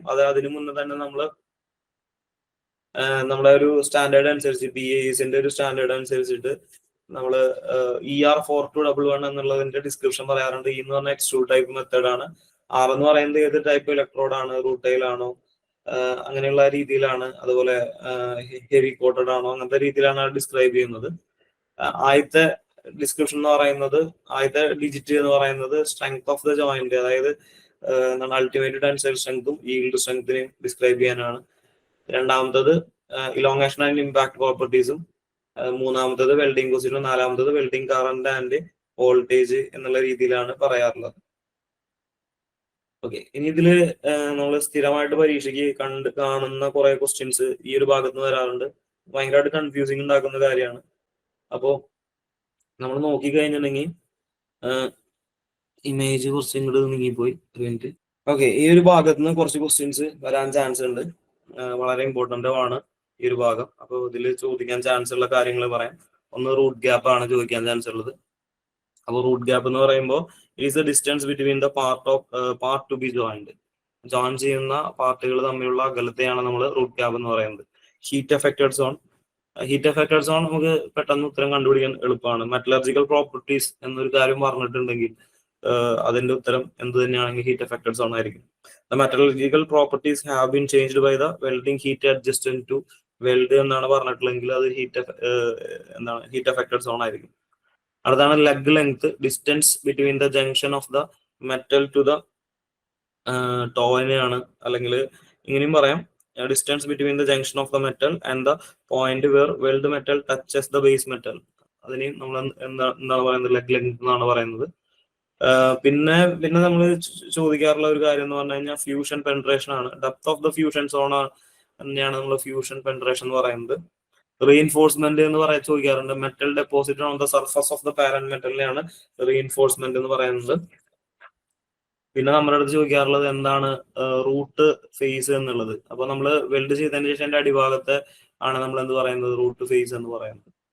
അപ്പോൾ the surface formed by squaring of the root edge of the fusion face to avoid the sharp edge of the root, അതിനാണ് ഫ്യൂഷൻ ഫേസ് എന്ന് പറയുന്നത്. റൂട്ട് റൺ എന്ന് പറഞ്ഞു കഴിഞ്ഞാൽ ആദ്യത്തെ റണ്ണിനെയാണ്, first run deposit in the root of the ജോയിന്റിനെയാണ് root run എന്ന് പറയുന്നത്. അതുപോലെ റൺ എന്ന് പറഞ്ഞു കഴിഞ്ഞാൽ metal deposit during one pass. ഇത് കഴിഞ്ഞ പരീക്ഷയ്ക്ക് ചോദിച്ചിട്ടുണ്ടായിരുന്നു. അപ്പൊ അത് നിങ്ങൾ നിർബന്ധമായിട്ടും പഠിക്കണം. അതാണ് സീലിംഗ് റൺ എന്നുള്ളത്. A small weld deposit on the root side of the butt or corner joint, അതിനാണ് സീലിംഗ് റൺ എന്ന് പറയുന്നത്. സീലിംഗ് റൺ നമ്മൾ ചെയ്യുന്നത് കംപ്ലീഷൻ ചെയ്തതിന് ശേഷമാണ്, after completing the weld joint ആണ്. അടുത്താണ് ബാക്കിംഗ് റൺ എന്ന് പറയുന്നത്. നമ്മൾ വെൽഡിങ് ചെയ്യുന്നതിനേക്കാളും മുന്നേ നമ്മൾ ഇതേ സീലിംഗ് റൺ പോലെ തന്നെ ചെയ്യുന്ന ഒരു പ്രോസസ്സാണ്. ബിഫോർ വെൽഡിംഗ് ജോയിന്റ് ചെയ്യുന്നതാണ് ബാക്കിംഗ് റൺ എന്ന് പറയുന്നത്. അടുത്താണ് ത്രോട്ട് തിക്നെസ്, അത് ചോദിക്കാൻ ചാൻസ് ഉള്ളതാണ്. Distance between the junction of the metal and mid point of the line joining two toes, രണ്ട് ടോസിനെ ജോയിൻ ചെയ്യുന്ന, അത് ചോദിക്കാൻ ചാൻസ് ഉള്ളതാണ്. അടുത്തപോലെ പിന്നെ ചോദിക്കാൻ ചാൻസ് ഉള്ളത് വെൽഡ് ജംഗ്ഷൻ ആണ്. ബൗണ്ടറി ബിറ്റ്വീൻ, അത് കഴിഞ്ഞ പരീക്ഷയ്ക്ക് ചോദിച്ചിട്ടുണ്ടായിരുന്നു തോന്നുന്നു. Boundary between the fusion zone and heat affected zone, അതിനെയാണ് നമ്മൾ വെൽഡ് ജംഗ്ഷൻ എന്ന് പറയുന്നത്. പിന്നെ ഫ്യൂഷൻ സോൺ ആണ് പിന്നെ കൂടുതലായിട്ട് ചോദിച്ച് കണ്ടിട്ടുള്ളത്. മീൻസ് സാധാരണ പരീക്ഷയ്ക്കും ചോദിച്ചു കണ്ടിട്ടില്ല. നമ്മളെ നിമിയുടെ ടെക്സ്റ്റുകളിലൊക്കെ കണ്ടിട്ടുള്ളത്. Depth to which parent metal has to be fused, അതിനാണ് നമ്മൾ ഫ്യൂഷൻ സോൺ എന്ന് പറയുന്നത്. അപ്പോൾ ഇത്രയും കാര്യങ്ങളാണ് പ്രധാനമായിട്ട്. അപ്പോൾ ഞാൻ 4 ക്ലാസ് എടുക്കാന്നാണ് വിചാരിച്ചിട്ടുണ്ടായിരുന്നത്. പക്ഷെ പറയും സാർ, ഈ ഫ്യൂഷൻ സോണും ഫ്യൂഷൻ പെൻട്രേഷനും അതിന് വലിയ ഡിഫറൻസ് ഉണ്ടോ? കാര്യമായിട്ട് വലിയ ഡിഫറൻസ് ഒന്നുമില്ല. ഫ്യൂഷൻ പെൻട്രേഷൻ എന്ന് പറഞ്ഞാലും ഏകദേശം ഒന്ന് തന്നെയാണ്. നമുക്കിപ്പോ ചോദ്യത്തില് ആ ഡെഫിനിഷൻ തന്നിട്ട് 2 ഓപ്ഷനിൽ വന്നു കഴിഞ്ഞാൽ നമ്മൾ ആ വാക്കുകൾ പഠിക്കുക എന്നുള്ളതാണ് പ്രധാനം. നമ്മൾ ഫ്യൂഷൻ സോണും ഫ്യൂഷൻ പെനട്രേഷനും എങ്ങനെയാണ് പറഞ്ഞിട്ടുള്ളത്. Depth of the fusion zone in the parent metal ആണ് ഫ്യൂഷൻ പെനട്രേഷൻ. ഇതിലെന്താണ് depth to which parent metal has to be fused, ഏത് വരെ പാരന്റ് മെറ്റലിനെ ഫ്യൂസ് ചെയ്യണം. ഫ്യൂസ് എന്നുള്ളൊരു വാക്കുണ്ടെങ്കിൽ അതിന് ഫ്യൂഷൻ സോൺ എന്നും അതുപോലെ ഫ്യൂഷൻ എന്ന വാക്കില്ലെങ്കിൽ, അതായത് ഡെപ്ത് ഓഫ് ദ ഫ്യൂഷൻ സോണിന്റെ ഡെപ്ത് ഇൻ ദ പാരന്റ് മെറ്റലിൽ എത്രത്തോളം ഡെപ്ത് ആണോ ഫ്യൂഷൻ സോൺ ഉണ്ടായിട്ടുള്ളത് അതിനെയാണ് ഫ്യൂഷൻ പെനട്രേഷൻ എന്ന് പറയുന്നത്. രണ്ടും ഏകദേശം ഒരു അർത്ഥത്തിൽ ഒന്ന് തന്നെയാണ്. പക്ഷെ ഈ ഫ്യൂഷൻ സോണിന് റിലേറ്റഡ് ആണ് ഫ്യൂഷൻ പെനട്രേഷൻ എന്ന് പറയുന്നത്. Depth of the fusion zone in the parent മെറ്റലിൽ എത്ര ഡെപ്തിലേക്ക് ഫ്യൂഷൻ സോൺ വ്യാപിച്ചിട്ടുണ്ട് അതിനെയാണ് ഫ്യൂഷൻ പെനട്രേഷൻ എന്ന് പറയുന്നത്. ഫ്യൂഷൻ സോൺ എന്ന് പറഞ്ഞാൽ അതിന് മുന്നേ സംഭവിക്കുന്ന ഒരു കാര്യമാണ്. Depth to which parent metal has been fused, അതായത് നമ്മൾ എത്രത്തോളം പാരന്റ് മെറ്റലിനെ ഫ്യൂസ് ചെയ്യണം അതിനെയാണ് ഫ്യൂഷൻ സോൺ എന്ന് പറയുന്നത്. അപ്പോൾ അത് നമ്മൾ ആ ഒരു ഡിസ്ക്രിപ്ഷനിൽ തന്നെ പഠിക്കുക. ഫ്യൂഷൻ സോൺ മുന്നേ സംഭവിക്കുന്നതാണെന്നും ഫ്യൂഷൻ സോണിന്റെ റിലേറ്റ് ചെയ്ത് പറയുന്നതാണ് ഫ്യൂഷൻ പെനിട്രേഷൻ എന്നും പഠിച്ചാൽ മതി. അപ്പൊ നമുക്ക് കൺഫ്യൂഷൻ വരില്ല. ഫ്യൂഷൻ സോൺ ആണ് ആദ്യം സംഭവിക്കുന്നതെന്നും ഫ്യൂഷൻ സോണിന് റിലേറ്റഡ് ആയിട്ടാണ് ഫ്യൂഷൻ ഫ്യൂഷൻ പെനിട്രേഷൻ സംഭവിക്കുന്നതെന്നും അങ്ങനെ ഒന്ന് മനസ്സിലാക്കിയാൽ മതി. അപ്പൊ നമുക്ക് കൺഫ്യൂഷൻ വരില്ല, കൃത്യമായിട്ട് കിട്ടും. പറയും. അതുപോലെ തന്നെ ഈ സീലിംഗ് റണ്ണും ബാക്കിംഗ് റണ്ണും ഇല്ലേ, അത് നമ്മുടെ നോർമൽ റണ്ണിങ്ങിൽ, അതായത് വെൽഡിങ്ങിലെ റണ്ണിങ്ങിൽ ഉൾപ്പെടുത്തുന്നതാണോ അതോ അതില് കൂട്ടാൻ പറ്റാത്തതാണോ, എങ്ങനെയാണത്? നമ്മളിപ്പോ ശരിക്കും വെൽഡിങ്ങിന്റെ റണ്ണിങ്ങിൽ നമുക്ക് ഉൾപ്പെടുത്താൻ പറ്റും. ചിലപ്പോ നമ്മള് ചില സന്ദർഭത്തിൽ ആഫ്റ്റർ വെൽഡിങ്ങും ബിഫോർ വെൽഡിങ്ങും പറയണ്ടല്ലോ. അതായത് ഇപ്പൊ ഞാൻ പറഞ്ഞത്, അപ്പൊ നമ്മളൊരു നമ്മൾ വെൽഡ് ചെയ്യാൻ പോവാന്ന് വിചാരിക്കാം. ഭയങ്കര കോംപ്ലിക്കേറ്റഡ് ആയിട്ടുള്ള വെൽഡിംഗ് ആണ്. മാത്രമല്ല ഡിസ്റ്റോർഷൻ ഒക്കെ ഉണ്ടാവാനായ ഡിഫക്റ്റുകൾ ഉണ്ടാവാനുള്ള വളരെയധികം ചാൻസ് ഉണ്ടെന്ന് വിചാരിക്കാം. അപ്പൊ നമുക്ക് രണ്ട് രീതിയിൽ നമുക്ക് ആ ഡിസ്റ്റോർഷനെ പരിഹരിക്കാൻ സാധിക്കും. ഒന്ന്, ബിഫോർ വെൽഡിങ്ങിൽ നമ്മൾ ടാക്ക് വെൽഡിംഗ് ഒക്കെ ചെയ്യുന്ന പോലെ എന്ത് ചെയ്യാൻ പറ്റും, ഒരു ബാക്കിംഗ് റൺ അടിച്ചിട്ട് അതിന്റെ ഡിസ്റ്റോർഷനെ പ്രിവെന്റ് ചെയ്യാൻ പറ്റും. അല്ലെങ്കിൽ അത് അകന്നു പോകുന്നതിനോ, അല്ലെങ്കിൽ അതിന്റെ ഡൈവർജന്റ് ആയിട്ട് പോകുന്നതോ, അല്ലെങ്കിൽ ആംഗുലർ ആയിട്ട് ചെറിയ ചേഞ്ചസ് വരുന്നതോ, അതിനൊക്കെ നമുക്ക് പ്രിവെന്റ് ചെയ്യാൻ സാധിക്കും. അതിനെയാണ് നമ്മൾ ആദ്യം ചെയ്യുന്നതിനെയാണ് നമ്മൾ എന്ത് പറയുന്നത്, ബാക്കിംഗ് റൺ എന്ന് പറയുന്നത്. ഇനി നമ്മൾ വെൽഡിങ് ചെയ്തതിന് ശേഷം ആ വെൽഡിങ്ങിന് ചിലപ്പോൾ നമുക്ക് തോന്നാം, ചിലപ്പോൾ അതിനൊരു ബലക്കുറവോ അല്ലെങ്കിൽ പോസിബിലിറ്റി ഓഫ് ഡിഫക്റ്റ് ഉണ്ടാവാനുള്ള ചാൻസ് ഉണ്ടെന്ന് തോന്നാം. അപ്പൊ നമ്മൾ എന്ത് ചെയ്യാണ്, അങ്ങനെ ഒരു ഡിഫക്റ്റിനെ റിമൂവ് ചെയ്യാൻ വേണ്ടിയിട്ടും അതുപോലെ അതിനെ ഫിനിഷ് ചെയ്യാൻ വേണ്ടിയിട്ടും നമ്മൾ സീൽ ചെയ്യാന്ന് പറയില്ലേ, നമ്മൾ പാത്രമൊക്കെ വെച്ചിട്ട് അടയ്ക്കാറില്ലേ സാധാരണ. അപ്പൊ അങ്ങനെ ചെയ്യുന്ന ഒരു പ്രോസസ്സാണ് സീലിംഗ് റൺ എന്ന് പറയുന്നത്.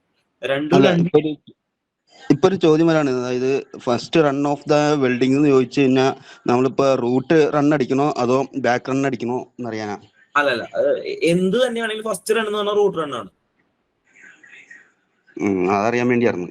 അതായത് സാധാരണ നമ്മൾ വെൽഡിങ് ചെയ്യുന്ന സമയത്ത് എന്ത് വെൽഡിങ് ആണെങ്കിലും അതിന് നമ്മൾ എന്താ പറയാ, റൂട്ട് റൺ എന്ന് തന്നെ പറയാം. പക്ഷെ നമ്മള് എന്തിനു വേണ്ടിയിട്ടാണ്, ഇതൊരു സ്പെഷ്യൽ പർപ്പസിന് വേണ്ടിയിട്ട് യൂസ് ചെയ്യുന്ന ഒരു കാര്യമാണ്. അത് നമ്മൾ അങ്ങനെ റൂട്ട് റൺ പോലെ ശരിക്കും നല്ല ഡെപ്പോസിഷൻ ഒന്നും നടത്തില്ല. ചെറിയൊരു വെൽഡിങ് ഡെപ്പോസിഷൻ മാത്രമായി നമ്മൾ ടാക്ക് വെൽഡിംഗ് ഒക്കെ ചെയ്യുന്ന പോലെ ചെയ്യുന്ന ഒരു കാര്യം മാത്രമാണ് ഈ പറയുന്ന ബാക്കിംഗ് റൺ എന്നുള്ളത്. അങ്ങനെ ഒരു എൻറ്റയർ ലെങ്തിൽ ചെയ്യും, എൻറ്റയർ ലെങ്തിൽ ചെയ്യില്ല എന്നല്ല. പക്ഷെ പിന്നെ റൂട്ട് റൺ നമ്മൾ അടിക്കുന്നത് നമ്മൾ എഡ്ജ് പ്രിപ്പറേഷൻ ചെയ്തിട്ടുള്ളതിന്റെ മുകളിൽ നിന്നാണ്. ബാക്കിംഗ് റൺ അങ്ങനെയല്ല, നമ്മൾ അടിയിലാണ് അടിക്കുന്നത്, അതായത് അടിഭാഗത്താണ് അടിക്കുന്നത്. നമ്മൾ സാധാരണ റൂട്ട് റണ്ണും അതുപോലെ ഫസ്റ്റ് റണ്ണും ഒക്കെ ചെയ്യുന്നത് എങ്ങനെയാണ്, നമ്മൾ എഡ്ജ് പ്രിപ്പറേഷൻ ചെയ്തിട്ട് എഡ്ജ് പ്രിപ്പറേഷന്റെ മുകളിൽ കൂടിയാണ്, അതായത് ആ പൊസിഷൻ ഏതാണോ അതുപടിയാണ് അടിക്കുന്നത്. റൂട്ട് റൺ അടിക്കുന്നതും സീലിംഗ് റൺ അടിക്കുന്നതും ഇതിന്റെ അടിഭാഗത്താണ്. Small weld deposit on the root സൈഡിലാണ് അടിക്കുന്നത്. അതായത് ഈ കാണുന്ന ഭാഗം ഉണ്ടല്ലോ, ഇവിടെ നോക്കി കഴിഞ്ഞാൽ നമുക്ക് കാണാൻ പറ്റും, ഈ ഭാഗം ഉണ്ടല്ലോ, ഇവിടെയാണ് നമ്മൾ റൂട്ട് റൺ ആണെങ്കിലും ബാക്കിംഗ് റൺ ആണെങ്കിലും സീലിംഗ് റൺ ആണെങ്കിലും അടിക്കുന്നത്. സാധാരണ നമ്മൾ റൂട്ട് റൺ അടിക്കുന്നത് എങ്ങനെയാണ്, ഇവിടെ നിന്ന് ഇങ്ങനെയാണ് അടിക്കുന്നത്. അതാണ് ഇതിന്റെ ഡിഫറൻസ്. ബാക്ക് സൈഡിലാണ് ഏതടിക്കുന്നത്, സീലിംഗ് റൺ ആണെങ്കിലും ബാക്കിംഗ് റൺ ആണെങ്കിലും അടിക്കുന്നത്. സാർ, ഇത് പെനിട്രേഷനിൽ വരുന്ന എന്തെങ്കിലും മിസ്റ്റേക്കുകൾ കവർ ചെയ്യാൻ വേണ്ടി അടിക്കുന്ന റണ്ണാണോ അത്? അതെ, പെനിട്രേഷനിൽ ഇപ്പോ നമുക്ക് പെനിട്രേഷനിൽ വരുന്ന മിസ്റ്റേക്ക് അല്ല കവർ ചെയ്യുന്നത്. ഏതെങ്കിലും കാരണവശാല് ഏതെങ്കിലും ഡിഫക്റ്റ് ഉണ്ടാവും എന്ന് വിചാരിക്കുക. ഓക്കെ, പെനിട്രേഷനിൽ നമുക്ക് കവർ ചെയ്യാൻ പറ്റും ഒരു പരിധി വരെ. അതായത് ഇപ്പോൾ പെനിട്രേഷൻ സംഭവിക്കുന്ന സമയത്ത് നമ്മൾ നല്ല രീതിയിൽ പെനിട്രേഷൻ സംഭവിച്ചു, പക്ഷെ ഫ്യൂസിബിലിറ്റി കൂടുതലാണെന്ന് വിചാരിക്കുക. അപ്പൊ ചിലപ്പോ അതിന്റെ ഉള്ളിൽ നിന്ന് ഇങ്ങനെ ആഴ്ന്നിറങ്ങി, അതായത് നമ്മളിപ്പോ സർഫസ് പ്രിപ്പറേഷൻ ഒക്കെ നടത്തുന്ന സമയത്ത് അല്ലെങ്കിൽ എഡ്ജ് പ്രിപ്പറേഷൻ നടത്തുന്ന സമയത്ത് നമ്മൾ കൂടുതലായിട്ട് എഡ്ജ് പ്രിപ്പയർ ചെയ്തു. അപ്പൊ എന്ത് സംഭവിക്കാൻ ചാൻസ് ഉണ്ട്, അത് കൂടുതലായിട്ട് ഇപ്പൊ നേരത്തെ പറഞ്ഞ പോലെ തന്നെ ഡീപ്പായിട്ട് റൂട്ട് പെനിട്രേഷൻ ഉണ്ടാവാൻ ചാൻസ് ഉണ്ട്. അപ്പൊ എന്ത് സംഭവിക്കാൻ ചാൻസ് ഉണ്ട്, ആ ഭാഗത്ത് ഇതിങ്ങനെ മെറ്റൽ വന്നിട്ട് കൂടുതൽ ഡെപ്പോസിറ്റ് ആവാനും ഒരു ഗ്രൂവ് പോലെയോ അല്ലെങ്കിൽ ഒരു നമ്മളിപ്പോ സാധാരണഗതിയിലെ ഓവർലാപ്പ് പറഞ്ഞില്ലേ, അതുപോലെ ബാക്ക് സൈഡിലും അതുപോലെ കൂടുതൽ വന്നു നിൽക്കാൻ ചാൻസ് ഉണ്ട്. അപ്പൊ അതിനെ റിമൂവ് ചെയ്യാൻ വേണ്ടിയിട്ടാണ് നമ്മൾ, അല്ലെങ്കിൽ അങ്ങനെ ഒരു സംഭവിക്കാതിരിക്കാൻ വേണ്ടിയിട്ടാണ് നമ്മൾ എന്ത് ചെയ്യുന്നത്, ബാക്കിംഗ് റണ്ണ് അടിച്ചിട്ടുള്ളത്. അല്ലെങ്കിൽ പിന്നെ ഇങ്ങനെയും പറയാം, ഇതിന് ഇങ്ങനെ ബാക്കിംഗ് റൺ ഇല്ലെങ്കിൽ ഇത് നമ്മൾ സാധാരണ കുറച്ച് തിക്നെസ് കൂടിയിട്ടുള്ള നമ്മൾ വെൽഡ് ചെയ്യുന്ന സമയത്ത് സംഭവിക്കും, വെൽഡ് ചെയ്തിട്ട് ഒരു എൻഡിലേക്ക് എത്തുമ്പോഴേക്കും അത് അകന്നു പോകാനുള്ള ചാൻസ് ഉണ്ട്. അപ്പൊ ടാക്ക് വെൽഡിങ് പോലെ ഡിഫക്റ്റിനെ റെഡ്യൂസ് ചെയ്യാൻ വേണ്ടിയിട്ട് അല്ലെങ്കിൽ ഡിഫക്റ്റ് വരാതിരിക്കാൻ വേണ്ടിയിട്ടുള്ള പ്രിവെൻഷൻ എന്നുള്ള രീതിയിൽ നമ്മൾ ബാക്കിംഗ് റൺ നടത്താറുണ്ട്. അപ്പൊ കൂടുതൽ ഫ്യൂസിബിലിറ്റി റിലേറ്റഡ് ആയിട്ട് നമ്മൾ പഠിച്ചാൽ മതി, അപ്പൊ നമുക്ക് ഡൗട്ടുകൾ ഉണ്ടായിരിക്കില്ല. ഓക്കെ, ഞാൻ ഇതൊന്നും പ്രിപ്പയർ ചെയ്തിട്ടില്ല, മീൻസ് MCQ ഒന്നും പ്രിപ്പയർ ചെയ്തിട്ടില്ല. ഓക്കെ, നിങ്ങൾ ഏകദേശം എല്ലാം പഠിച്ചു കഴിഞ്ഞിട്ടുള്ള ആൾക്കാർ തന്നെയാണ്. ഞാൻ അടുത്ത ക്ലാസ്സിൽ നമുക്കൊരു ഈ 3ന്റെ കുറച്ച് ബാക്കിയും 4, 5, അതായത് ടിഗ്, മിഗ് മാഗ്, സോറി, ഇതിപ്പോ 4ന്റെ കുറച്ച് ബാക്കിയും 5ന്റെയും 6ന്റെയും ബാക്കിയുള്ളത് നമുക്ക് എടുക്കാം. അതായിരിക്കും നല്ലത്. കാരണം അത് ഭയങ്കര കുറെ വലുതായി പോയി. ഇപ്പൊ ഇത് ഞാൻ നാളെ എടുത്തത് ശരിക്കും നാളെ എടുക്കാൻ പറ്റുന്നതാണെന്നില്ല, എടുത്തു കഴിഞ്ഞിട്ടുണ്ടെങ്കിൽ കഴിയുന്നുള്ള ഒരു ഇതുണ്ടായിരുന്നില്ല. ഓക്കെ, അപ്പൊ അത് കാരണം ഞാൻ നിർത്തി. പറയും. ഡൗട്ട് കൂടി. ഇപ്പൊ സാറ് ഈ വീഡിയോ ഇത് കാണിച്ചില്ല സ്ലൈഡില്, അതിലൊരു മറ്റേ മെറ്റൽ തിക്നെസ്സും മറ്റേ ഫില്ലർ റോഡ് തിക്നെസ്സും കാണിച്ചില്ലായിരുന്നാ? അത് നിമിയുടെ തന്നെയാണോ? നിമി തന്നെയാണ്. അല്ല, നമ്മുടെ ടെസ്റ്റിലൊക്കെ ഇരിക്കുന്നതിൽ കുറച്ച് ഡിഫറൻസ് ആയിട്ടാണ് കാണുന്നത്. അതെ, നിമിയുടെ വേറൊരു ടെക്സ്റ്റ് ആണ്. അത് കാരണമല്ല, ഇപ്പൊ 0.8 മെറ്റൽ തിക്നെസ്സിന് നമ്മുടെ ഈ ബുക്കിൽ കാണിച്ചേക്കുന്നത് 1.6 ആർന്ന്. സാറിന്റെ കാണിച്ചേക്കുന്നത് 0.8 തന്നെയാന്ന് തോന്നുന്നു ഫില്ലർ റോഡ്. അതെ, ഓരോ ടെക്സ്റ്റിലും ഓരോ രീതിയിലാണ് കൊടുത്തിട്ടുള്ളത്. ഞാനിത് നമ്മുടെ CITS ടെക്സ്റ്റിൽ നിന്നാണ്, അത് കാരണമാണ് അങ്ങനെ വന്നിട്ടുള്ളത്. ഇപ്പൊ 0.8 നമ്മുടെ ടെക്സ്റ്റിൽ ശരിയാണ്, നമ്മുടെ ടെക്സ്റ്റിൽ തന്നെയാണ് കാണിച്ചിട്ടുള്ളത്. അപ്പൊ നമ്മുടെ ടെക്സ്റ്റിൽ 0.8 square edge preparation diameter of filler road 1.6 തന്നെയാണ് പറഞ്ഞിട്ടുള്ളത്. 1.6ന് 1.6ഉം 2.4ന് 1.6ഉം 3.2ന് 2.4ഉം 4ന് 3.2ഉം 5ന് 4ഉം അങ്ങനെയല്ലേ കൊടുത്തിട്ടുള്ളത്? അതിലാണ്ട് വേറെ ടേബിളും കൂടി ഉണ്ട് നമ്മുടെ ടെക്സ്റ്റിൽ കൊടുത്തിട്ടുണ്ടോ? പുതിയ ടെക്സ്റ്റിൽ പുതിയതാണോ ഇതിലാണെന്ന് എനിക്ക് ഡൗട്ട് ഉണ്ട്. ലെവൽ 4 ആണോ ലെവൽ 3 ആണോ അറിയില്ല. ഓക്കെ, അപ്പൊ നിങ്ങൾ ഏത് ടെക്സ്റ്റ് ആണോ റെഫർ ചെയ്യുന്നത് ആ ടെക്സ്റ്റ് തന്നെ ഉപയോഗിച്ചാൽ മതി. Okay okay. ഇതിലിപ്പോ കുറെ കാര്യങ്ങൾ എന്താണെന്നുണ്ടെങ്കിൽ നമുക്ക് എന്താണ് ഇതാണ് റെഡി അതാണ് റെഡി എന്ന് ഉറപ്പിച്ച് പറയാനും പറ്റില്ല. ഇപ്പൊ നമ്മുടെ ടെക്സ്റ്റിൽ പറഞ്ഞിട്ടുണ്ട് 6G ചെയ്യാൻ പറ്റില്ല എന്ന്. പക്ഷെ 6G ചെയ്യാൻ പൈപ്പ് വെൽഡിങ്ങിൽ 6G നമുക്ക് ചെയ്യാൻ സാധിക്കേണ്ടതാണ് സാധാരണഗതിയിൽ. അപ്പൊ എന്തുകൊണ്ടാണ് അങ്ങനെ എഴുതിയിട്ടില്ലെന്ന് ചോദിച്ചു കഴിഞ്ഞാൽ അതിന്റെ ഒരു എക്സ്പ്ലനേഷൻ നമ്മുടെ ടെക്സ്റ്റിൽ പറഞ്ഞിട്ടില്ല. പിന്നെ നമ്മുടെ ടെക്സ്റ്റ് ഒക്കെ ഉണ്ടാക്കുന്നത് നമ്മൾ തന്നെയാണ്, മീൻസ് ഇൻസ്ട്രക്ടേഴ്സ് ആയിട്ട് അവിടെ കയറുന്ന ആളുകളാണ്. ഇപ്പോൾ നിങ്ങൾ ഇൻസ്ട്രക്ടർ ആയിട്ട് കയറി കഴിഞ്ഞാൽ നിങ്ങൾക്ക് ഒരു നിമിയുടെ ഡ്യൂട്ടി വന്നു കഴിഞ്ഞാൽ നിങ്ങളെപ്പോലുള്ള ആളുകൾ തന്നെയാണ് പോയിട്ട് ടെക്സ്റ്റ് ഉണ്ടാക്കേണ്ടത്. അപ്പൊ അങ്ങനെയുള്ള സന്ദർഭങ്ങളിൽ നമുക്ക് ഉണ്ടാവുന്ന ചെറിയ മിസ്റ്റേക്കുകളും ടെക്സ്റ്റിൽ പ്രതിഫലിക്കും. പിന്നെ നമ്മൾ റെഫറൻസ് ആയിട്ട് ഉപയോഗിക്കുന്നത് മിക്കതും പഴയ ബുക്കുകളായിരിക്കും. അപ്പൊ പഴയ ബുക്കിൽ എന്തെങ്കിലും തെറ്റുകൾ എഴുതിയിട്ടുണ്ടെങ്കിൽ ജീവിതകാലം മുഴുവനും ഈ ലിൻഡ ബിൽഡിംഗ് പോലെയൊക്കെ. ലിൻഡ ബിൽഡിംഗ് എന്താണെന്ന് ആക്ച്വലി കൃത്യമായിട്ട് ആർക്കും അറിയില്ല. ഞാൻ കുറെ ബുക്കുകളും കാര്യങ്ങളൊക്കെ സെർച്ച് ചെയ്തിട്ടുണ്ടായിരുന്നു, പക്ഷെ അതിലൊന്നും കൃത്യമായിട്ട് എന്താണ് കാര്യം എന്നൊന്നും കൃത്യമായിട്ട് പറഞ്ഞിട്ടില്ല. അപ്പൊ ഞാൻ നോക്കിയപ്പോ മനസ്സിലായത് ഇങ്ങനെ ഒരു കാര്യമാണ്. ഓക്കെ, അപ്പൊ നമുക്ക് പറയും സാർ, നമ്മളെ അടുത്ത ക്ലാസ്സിൽ വരുമ്പോൾ നമ്മുടെ GTAW ആർക്ക് ടെമ്പറേച്ചർ 3000 ഫാരൻഹീറ്റ് ആണോ അതോ ഡിഗ്രി ആണോ എന്നുള്ളത് രണ്ടും പറയുന്നുണ്ട്. അതായത് 3000 ഫാരൻഹീറ്റ് ആയിരിക്കില്ല എന്തായാലും. അങ്ങനെ വരുമ്പോ 1650 ഡിഗ്രി അല്ലേ വരുള്ളൂ 3000 ഫാരൻഹീറ്റ് വരുമ്പോൾ.